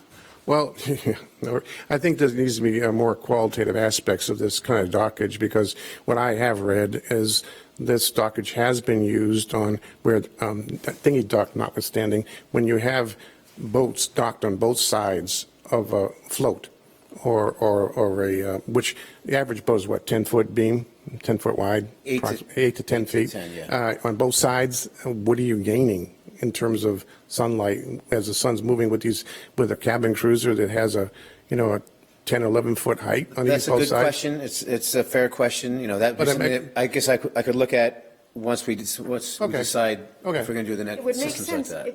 It makes the most sense for for structures that are going to stay in the water all the time. I get you. Yeah, And at that some makes point, sense. we may want to look at a reimagining of how long our float system I agree. stays in, because a lot of the time, Yep. it's really no reason to take it out as winters are getting warmer. And wouldn't it be nice if more of the float system could stay in and. If the river is the only reason I take that whole system out, because of the fact that in '05 we had Did everybody hear that that? tremendous. Yeah, my question is Makes is it so there we have to take another it out. part of the system? The dam, Not actually. the part that we're talking about replacing here, that would make more sense for a see-through dock? I don't know. Where there's I don't not. know. I don't Well, know. but did you just hear what we said? The only reason that we take it out right now. And I'm talking about taking it out, I'm talking about the see-through. Is there a better part? Because right now, a see-through dock where you can only see through to the float doesn't make a lot of sense. Is there another part of the system where there was more space, where a see-through dock would make more sense? I think the library park floats, which are coming up, might make more sense because there aren't boats that are tied to either side of that. That's a 8-foot wide by, I can't say how long, it's probably like 100-foot long, so people walk to it to get to the 3 schooners. Yeah, but the schooners are sitting there with 25-foot beam on both sides most of the time. Well, for one day out of the week, or 2 days out of the week. We can certainly look. We can definitely look at that, But yeah. right now, it sounds, my hearing that we're, for this current application, we're leaning towards the recommendation of the vendor, which is the $53,393. Which is the regular decking. Yeah, that's going to match the one that we already have, yeah. Clear motion. I mean, and that can all go somewhere else if we decide that. Sure. Sure. at some point, it would be great if our harbor could be more year-round. One of the reasons that we take things out in the winter is because the float system gets damaged. But does. more and more people are spending time in the harbor. And this is true. all not stuff I made up, it's straight from Steve. It's true. It's And true. so if we could, I made it up.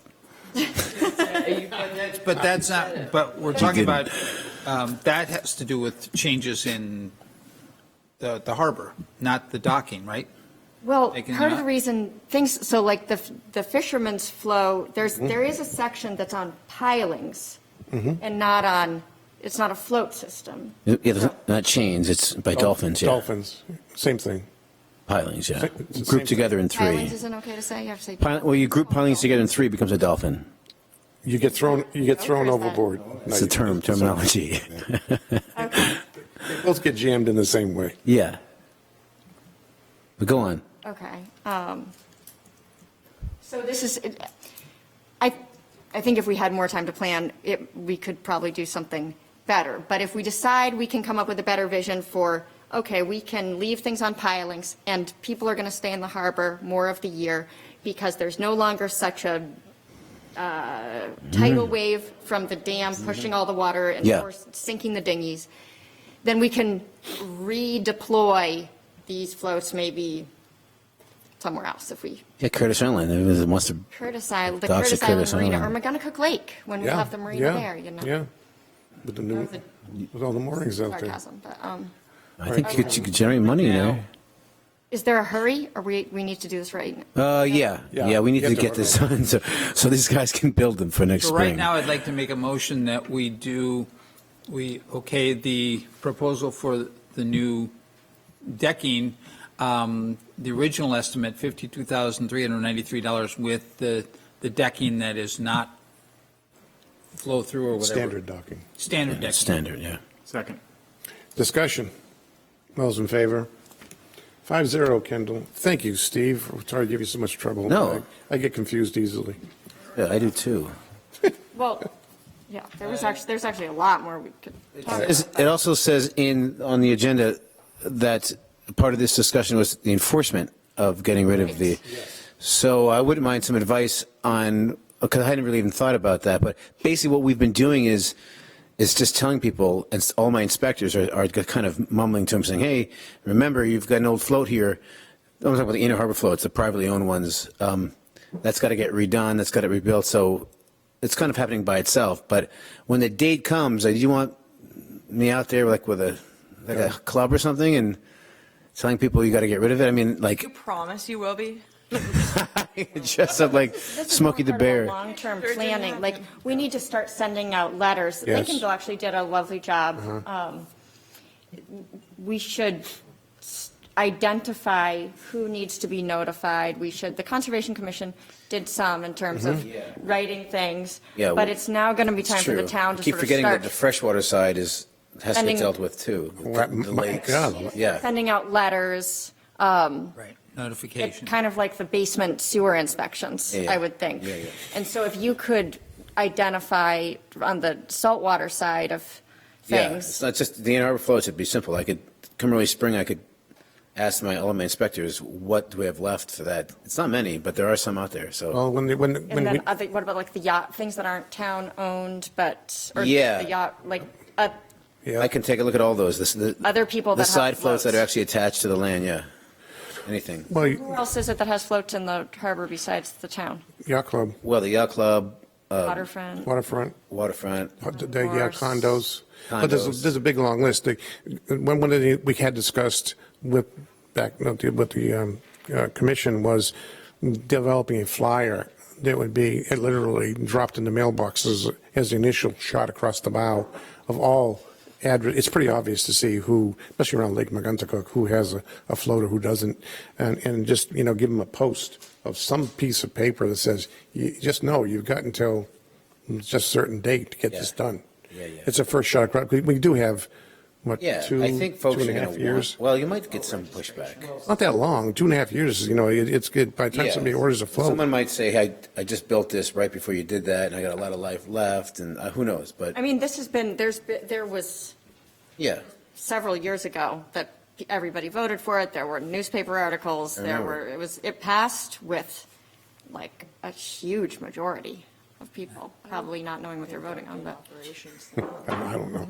I'll get a list this spring to see what for letters for. I don't know what action, Audra. Some kind of a physical a shot across the bow. It should occur. Yeah, I mean, we can send out a letter, and we can work with the Watershed Association for the lake side of things, and then Steve for the harbor.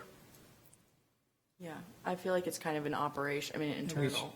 Yeah, we should make sure we do that before spring so that when people are starting to look at putting docks in, maybe they can get it done before. That's kind of a short fuse. The capacity to have a lot of that work done is, I don't know how many people do that kind of work. Well, if somebody has an order in to replace their dock, we're not going to take them to court, obviously. We're not going to, impose, but just to remind people, and some who don't even know, that there's A friendly reminder in the spring in the paper, use social media. Yes, I can assure you there are people. All the waterfront property owners can our town system has a People have function, even boats right? registered.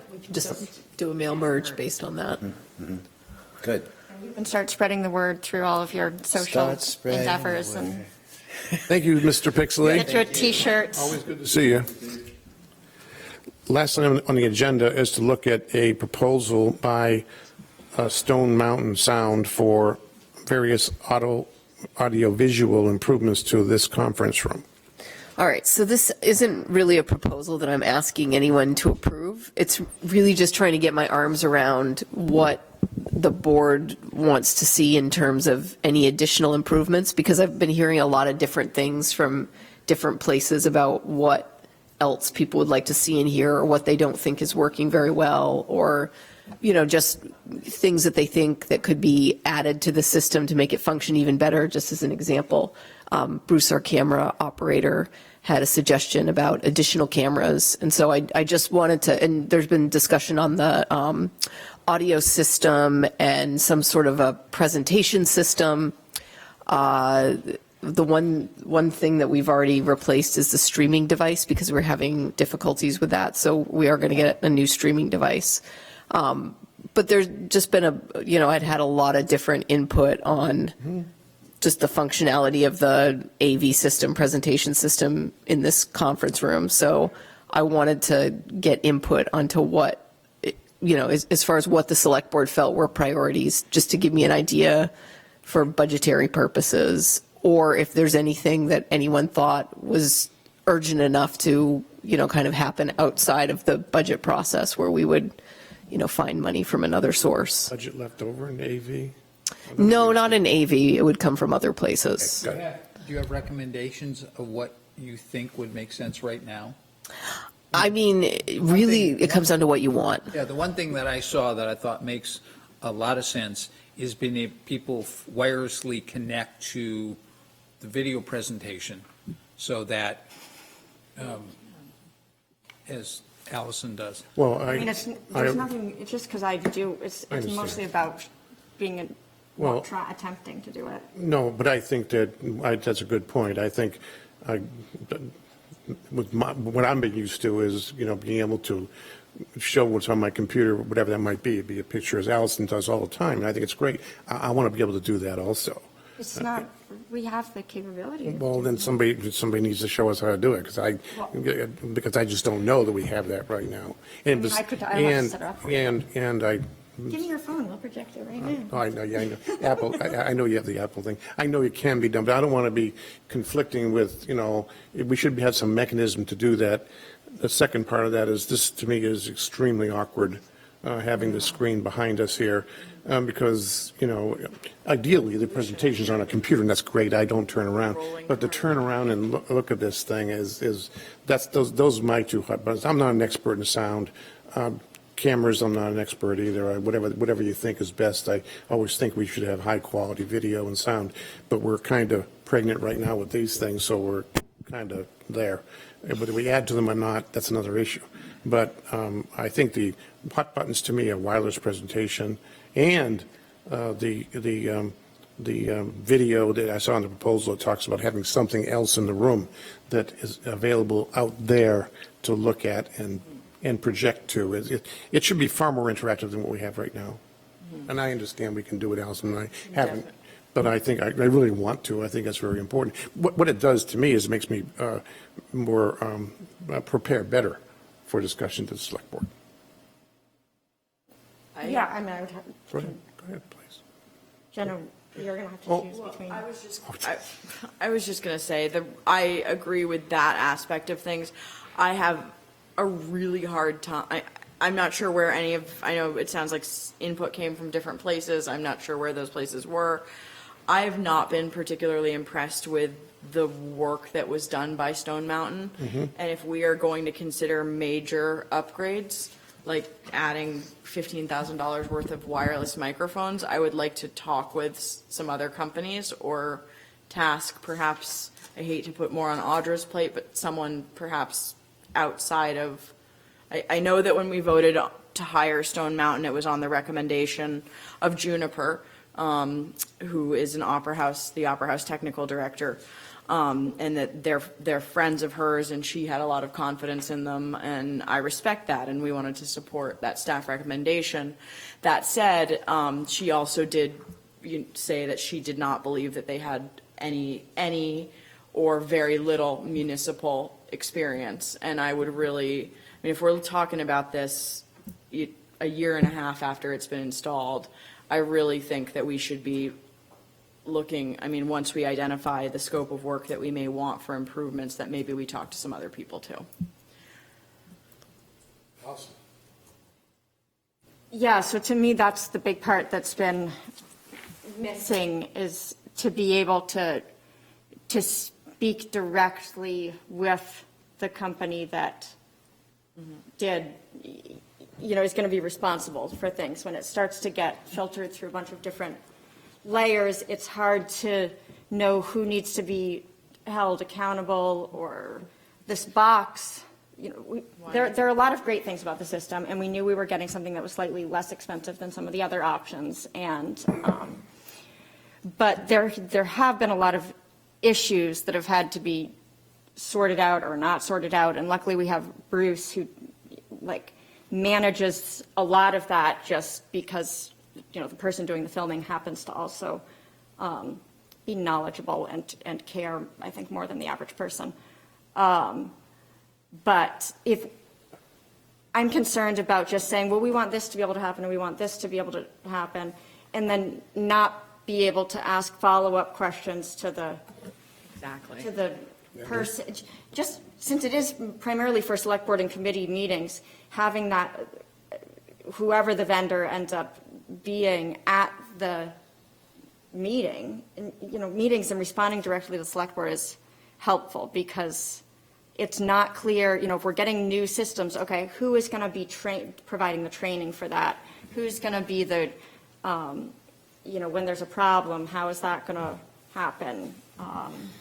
I haven't been very satisfied with it. I think it would cut out a lot of the work for everyone if it didn't just go through layers of town staff, but it could be more of a direct to the select board thing. Marcus.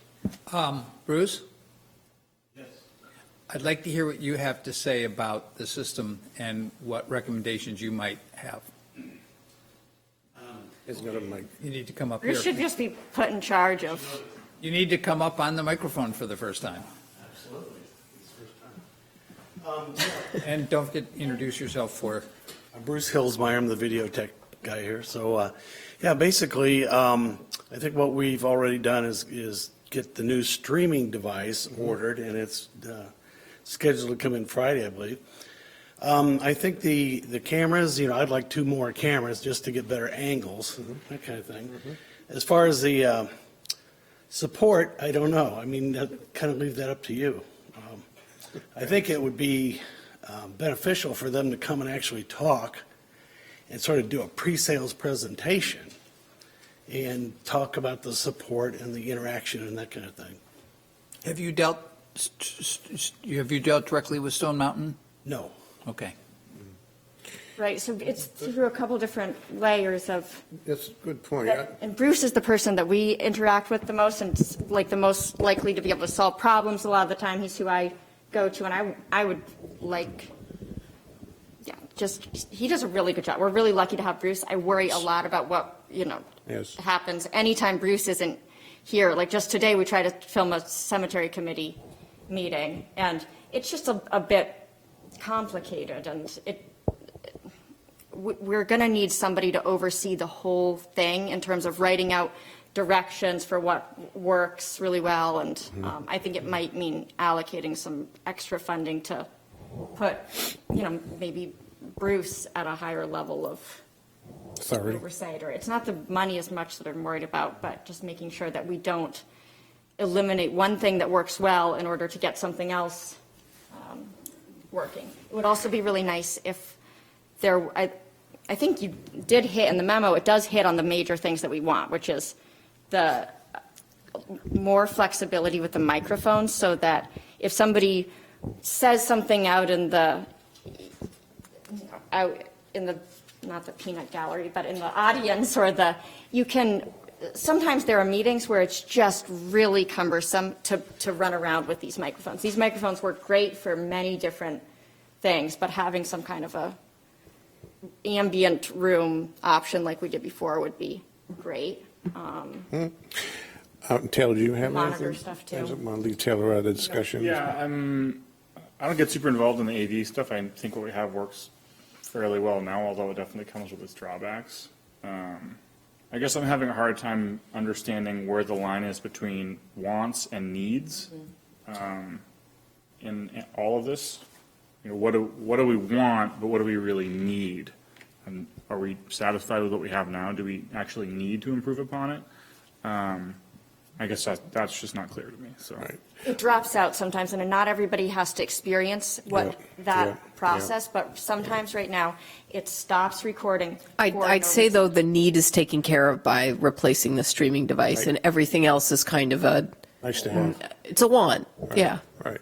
We hope it's going to be taken care of by replacing the streaming device. The frustrating part for me is that this was a system that was recommended and designed by somebody that the town has a contract with, but then that part of it just didn't work, and now the solution is the town just buy something else. Right, they don't It doesn't, replace it feels like a lack of. it's not a solution at all. Yeah.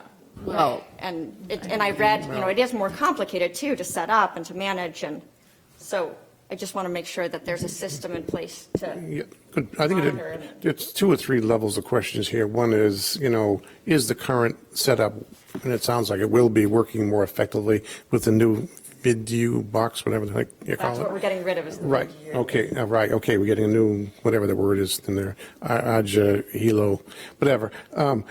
It's Greek to me. But that's going to improve that part. So we have some things in the existing operation. But then there is the question, and that Audra asked it, what do we see as potential? Because I always saw what we did here is the first phase of doing this conference room, because I don't personally believe it's into the 21st century yet. And the reason I say that is because of our ability to do presentation discussion and not have to turn around and look at the screen and those kinds of things. That's improvement, Taylor, to your point. Do we need it? No. Do we need that screen? Probably not. We could project on the wall. It's white. But, that's not where we want to go. And I've seen, I was originally one who was really pushing for a big whiteboard over here, electronic whiteboard. I've kind of backed off on that because I think 2 or 3 of us will maybe use it and everybody else will never use it, and they're expensive. But I think we do need the interactivity. We're in an electronic era. We should have quality audio, we should have quality video, and quality presentation capabilities, those 3. And I would be interested in hear what the consultant says to get there, how we do that. Oh, right, yeah, the speakers, those don't work. I think the way you put that, Bob, makes sense. Like if there's a phase 2 of continuing to improve this conference room with things that make sense, that make everyone's lives easier, that makes sense. I definitely think if we're going to talk about that from a broader perspective, that we need to put something like this out to bid. And get proposals from everyone that wants to put a bid in. I've been so unimpressed that I would change horses midstream, even though I know that's typically not a decision that I stand behind in anything. I just would be very interested to see what comes forward. Yeah, Mark, you wanted to say something before I jumped in? I was going to say, at this point, I think we should table this because there's nothing here we need to really work on. See what happens when the new streaming device comes in, see how the system works then, and then maybe meet with someone to say, figure out exactly what we half need, half want, and talk to some people about it, because reading it in black and white in here, this is, unless you're really experienced in that. Caution us against also, I need some direction, but I want to caution against spending a lot of time on this, because I know it seems really important because it's sort of immediate. You see it all the time, you use it all the time. But we've got much bigger items in terms of capital planning and improvements that I really need your attention on. So really, like, I just need some kind of pretty succinct direction and not, I guess, a lot of back and forth deliberation on this, if that makes any sense. It does. I think it today, does. I would recommend that we table this for the time being until we have some time to see how the new streaming device works. Live with it for a while and then think about what we need to do. I don't think it's that urgent right now. I think we should budget more money for it, and that, because there are definite improvements that we need. We've talked about an electronic whiteboard, which there are varying levels of quality of that. There are. Currently, I had a committee meeting the other day and we tried to use the just whiteboard here. Good luck. And you can't, you can't use it. It's like Worn out. the most worn out whiteboard that is, you cannot erase it. So there are some basic things that could just, this is a room that's used a lot, having a monitor and a whiteboard and things like that. Yeah, I agree we shouldn't use massive amounts of select board time, but more staff it could time. maybe prevent a lot of the back and forth. I know that I've spent a lot of time trying to get that thing working again. So if it means you're spending a little bit more money for a system that can be more guaranteed, that at some point it would be nice to have somebody come and propose some things to us, or maybe. That should be Juniper, shouldn't it? Audrey, you're concerned with spending a lot more staff time on going forward with. Honestly, it's your time. Like, I need you to be big picture capital planning. This is really just to give me some direction on, do we do it? Do we not do it? To what degree do we? Well, But is it just with this, the thing in our pocket was an expansion of services with Stone Mountain? Not necessarily. If you're all saying, that you're never going to approve us going with this vendor, that's fine. It'd be nice if they would just come. I bet a lot of it could be cleared up by them. And I bet they would be willing to come if we ask them. So I'm happy to do that if that's what everyone wants to move forward. But I feel like first understanding, like Mark said, is it not a priority for, the upcoming year? Is it, like, to what level? That's all I need to know. And I mean, speaking for myself, it is a priority. I think I always believed that we did was phase one, to your language. That's correct. I think it was phase one because we had a budget.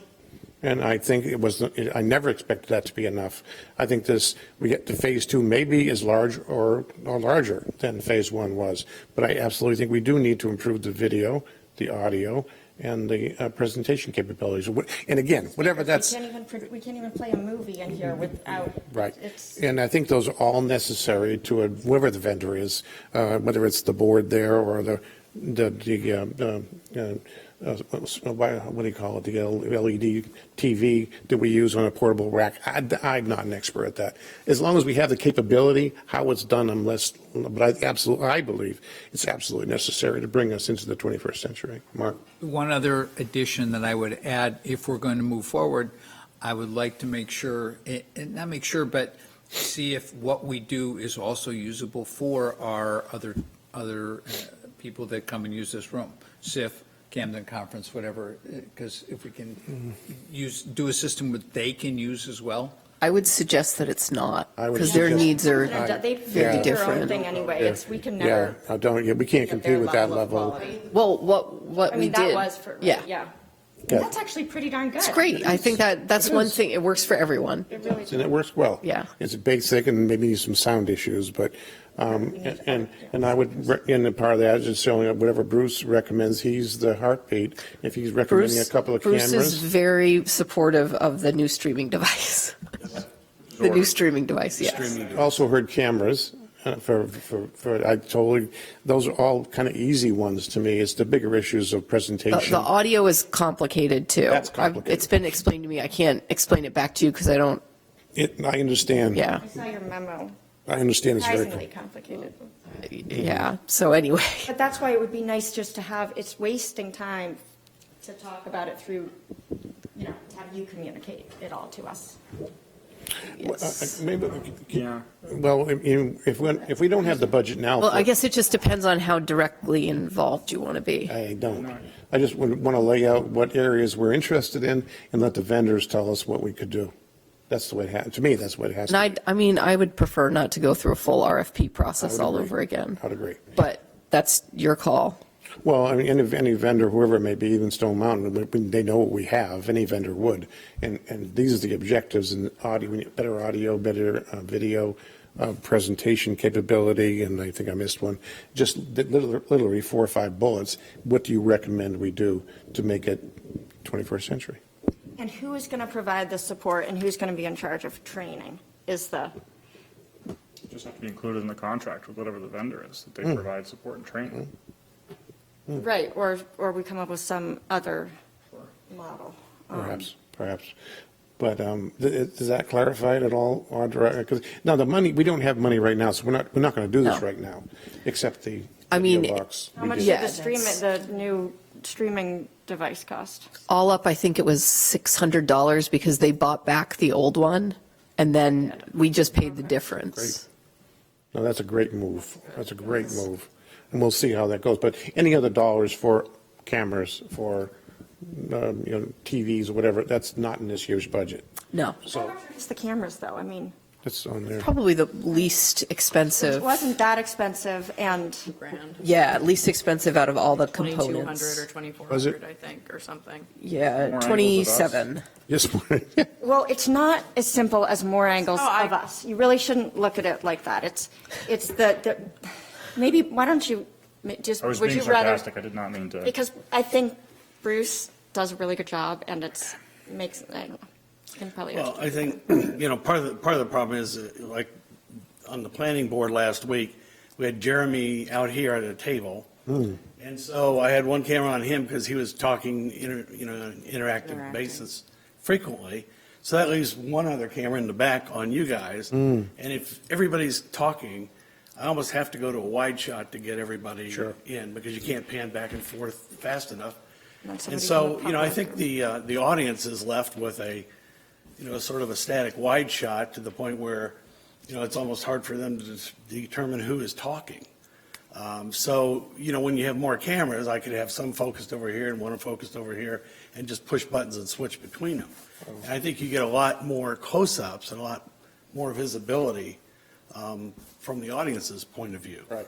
And when there's like a DOT public hearing or something, Yep. you've got a bunch of Yep. people out there. Oh, yeah, it would- To be able, that gets really frustrating to have to try to like pan the camera around and you just basically give up. When you have a table with people seated on 4 sides and you only have 2 cameras, and nobody's, at the meetings, no one's working them, then you've got, some people who sit with their backs to the camera and so forth, So that one piece was $2,500. 27. Yep. Oh, 27, okay. All right. But that was the one Sony blah, blah, blah, and the monitoring bracket, that was right, that'd be $2,700. for one camera, I guess, yeah. Yeah, it was one camera. Is that what you were recommending? He wants 2 more, It's but always better, but, 2's better. That's, Yeah. happy medium. I feel unequipped to vote on this without hearing from Stone Mountain, even if they send us a more detailed memo than just a, hey, guys, here's our proposal. This is not my area of expertise. I am intrigued by it, but I really would like to be able to interface with them, even if it's on Skype in a meeting or something. well, again, it brings us back to having to tell Audra what areas, it sounds like it's audio, video, and presentation. That's the 3 areas I'm hearing for improvement in what we already have as bullets to a vendor or vendors. That's And what it now the sounds question is, once like that to me. information comes back, how do we interview or talk to each vendor, or do you, how does that process go forward? Do you want me to do a full proposal again? No, I don't. I even Should said we- Stone maybe Mountain we coming in and Just talking. budget more. I And mean, then let it be. I mean, what I was planning on doing was identifying what if it's audio visual presentation, I'll use these numbers as a starting point for budgetary purposes. And then, when we get to the next financial year, then we can speak to, How we do it. yeah, the vendor. That's fine. That's fine. Sound good? That makes it, yeah, okay. That's fine. I mean, the good news is you got the big piece done. Yes. That's really good news. Yes. Oh, that's great. Well, it's sort of great, but it's just another thing. It's not like it was part of a comprehensive, Plan. it's another device that is going to come with some of its own issues. With this device, we came out, at first it's very hard to see, and so we got the iPad so that you could interact with it, but there's an app. This device is going to come with some of its own, it doesn't have a screen, it doesn't have hopefully it will be less prone to just quitting for no documented reason. That would be a good objective. I was under the impression, mistakenly, that we had some budget to play with. We don't, so this has become a little less. Well, I mean, If contingent it's select board.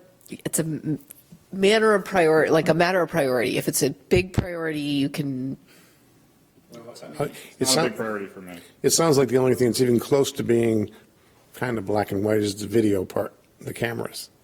Right, so that's what I was thinking, we might, no matter what we do, Can't hurt. an additional camera Can't hurt. is it makes Bruce's job easier immediately, and probably no matter, it's not part of the controversial part of the system, or it's a very straightforward part, It's going to and it would go in no matter what.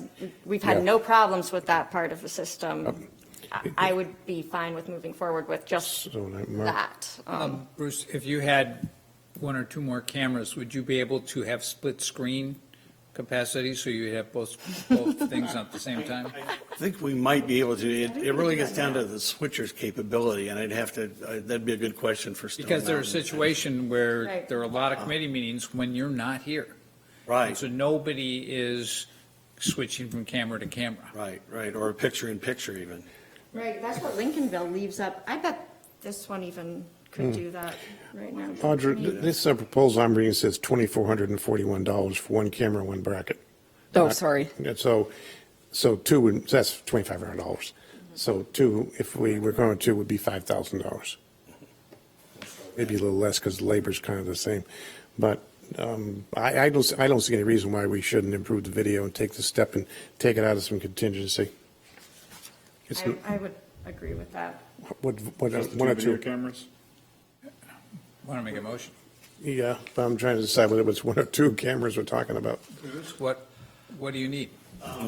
I would prefer two, but that would give me, a sort of a front and a back, and then we could have one on each side. Right. So we'd have a good camera angle That's a good question. for the angle of the dais, How many are you familiar at all with how many cameras is typical? Like how many does Rockport have? How many does Rockland have? Rockport's got 4, Rockland has 4, RSU 13, which is the school board in Rockland, has 4.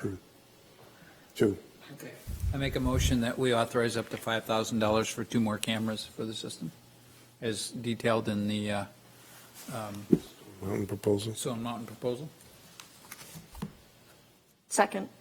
Be taken out of contingency. Yeah. Discussion? In favor? Roll call is 5-0. No, it was 4-1. I'm sorry. not in This is favor. why they needed roll call. See, I didn't get it. It's Made it 4-1 clear. in favor. I'm a nay. 4-1 in favor. Thank you. And And Bruce- Audra, you can determine what One thing- contingency we use. Sure, yeah. Once it's done, if you can figure out how to have multiple images, Yes. so that for committee meetings, for that table, you can cover all sides of the table. Maybe Stone Mountain can be, when they install the cameras, somebody could Because grab by the legs and. probably 3/4 of the time, there's not an operator here. Right. So that would be a So good we thing could to have. set it up ahead of time. Yes. Okay, I'll look into that. and Well, see if we what had can do. buttons like we have the buttons now, if the Yeah. buttons are set so that you can get press this button for this button for that. So Right. whoever's setting it up for the meeting can hit it, because I Yeah, often we'll do have that. to, we'll have to I look got into for that. Juniper too, I mean. Yeah, you know. yeah. Okay, All right. I'll try and look into it. Thanks, Bruce. Okay, Go thanks. back to your headset so we can have a motion to adjourn. So moved. Second? Oh, discussion. Do we want to talk for a moment about, we've spoken in the past about looking at our agenda for next time, so that there's a little bit of, and maybe we don't want to do that, but like, I know I'm curious if the brown-tailed moth, where you were just able to talk with Patrick, or, it sounds like yeah. we might be getting a little bit heavy on The 4th, the 4th. maybe. And, well, Maybe. if I get all of my wishes and everybody gets all of their wishes, do we want to try to sort out any of that now to avoid? Well, it's until we see the whole list in the next week, when we sit down with Audra and talk about what the requests are from them, to take a look at what we can try to fit in to our agenda. It's no different than any other time. We'll try to get it all in if we can. It just, we had talked about if, since the brown-tailed Yeah, moth, instead of yeah. putting that on for this time. We put it on next time. That part of the benefit of that would be that this time we could tell people that we're doing it. I Yeah, hear a lot from people about it. yeah, Is that we still should- okay? we- Is that okay to go ahead? Yeah, and I think we start? should. I think we should. We should tell people, Running and out of time. we're going to try, yeah, I know, it's getting only 2 weeks. And we're going to try to get. No, I mean, winter. ending. To do the cutting. To do any, Oh, for I'm people sorry. to take, I'm sorry. now is the time to take action against the No, brown-tailed moth. as far as I'm So- concerned, we'll figure out ways to fit it in as a priority. But we're going to try to get that person from the state too. I don't know if that'll happen or not. Idea of having It's not going to happen before the Okay, 4th. so then we're going to just do Patrick and Well, company. maybe when we're going to talk to Doug and. Yeah, that'd be another possibility. I would imagine Doug Talk could about it be. before the winter. That's fine. I do have a question for Audra. I thought of something this afternoon and said, I was curious about a follow-up on such and such, and I can't remember what it was. Maybe if there's a way for someone to go back and say, we never followed up on this subject, this subject, this subject. I think there's some items out there that we've left hanging that we'd like to go back and say what happened. One of the things we haven't Algae talked removal from Hosmer Pond. No, I'm sorry, I'm kidding. I'm kidding. One of the things This was that, brought up at a child's birthday party. one of the things you did send out that we have not discussed yet is the state report on the harbor. Well, okay, so that tomorrow, the Island Institute is hosting the Penn Bay Resiliency Project engineering report. They're doing an overview to all the municipalities that were involved. Yeah. So- And so all of those things, Mark, I have on a list that I can't try to keep track of, and I'm not suggesting it's 100% to follow up on.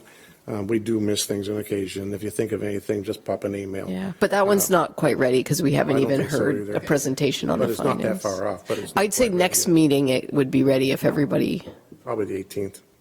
yeah, I But mean, take a look at the load. I mean, as we always do. right. And try to just do the best we can to Who's get going everything to in. attend the meeting? Steve Pixley and Jeremy. Okay.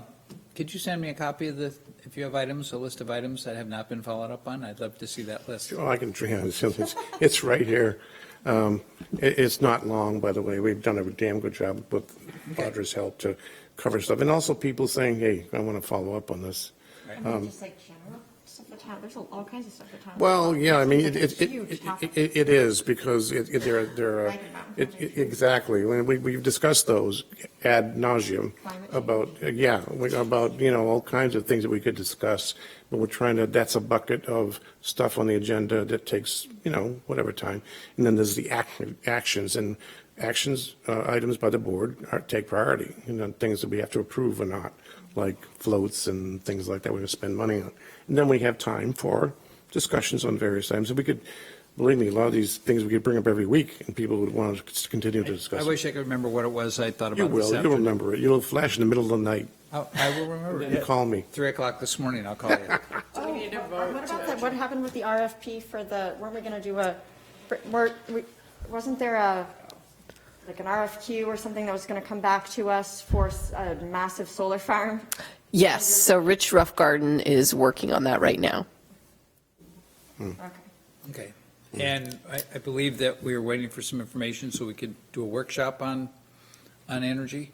We discussed the possibility of one where I don't think we're in a place to say we're going to do it and when at this point, but we have. that's Wait, also- above and beyond what we've already discussed? Yeah, well, that's, I want to not delay things for a workshop and just try to get pieces done. an RFP out so that we could Have information. see what actually comes back. Right. And then be able to, Well, that was but one of the wanting things to try to move forward with that as quickly as possible. That's what we're waiting for, because it's, for the solar and the buildings and such, that was one of the things that was. Well, those are two parallel tracks. Oh, There's the buildings and performance stuff. contracting going on in parallel with RFQ or whatever you want to call it, which we did agree to do. Yeah, I mean, it just takes time to prepare. This month, it's probably not going to be finished until probably late February, early March.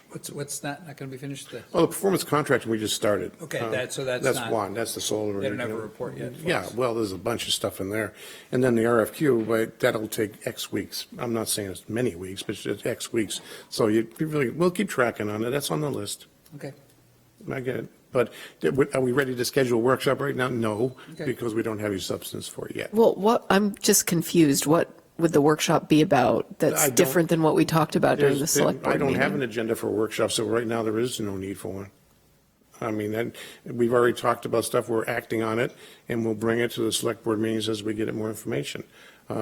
The workshop was mentioned during the last thing we discussed, and we had talked about. Because I kind of felt like, well, it was my impression. I'm just trying to Please. figure out what Please. it is you want us to do, because I thought that the discussion that we had at the last meeting was in lieu of a workshop. To date, it is. That's the way I To date, feel, it that is. sometimes a workshop can become an date, it excuse is. for, instead of action, we will Right. plan a workshop, and Right. we saw an Much opportunity. healthier format to discuss things in a lot of the time. What? I think it's a much healthier discussion. It can be, format a lot it of the can time. be, absolutely. We A have, workshop. Okay. we have some, But it depends, we Follow didn't- through with them. Right, but we didn't need to do a workshop if there could just be, we Stuff. talked about it, Yeah. Tom, and then Yeah. we need to know if there, so it would be great if we could make a big solar farm somewhere with a bunch of other towns and a lot of land. Now let's put something out and see if we actually get responses. And then I would think workshop time Okay.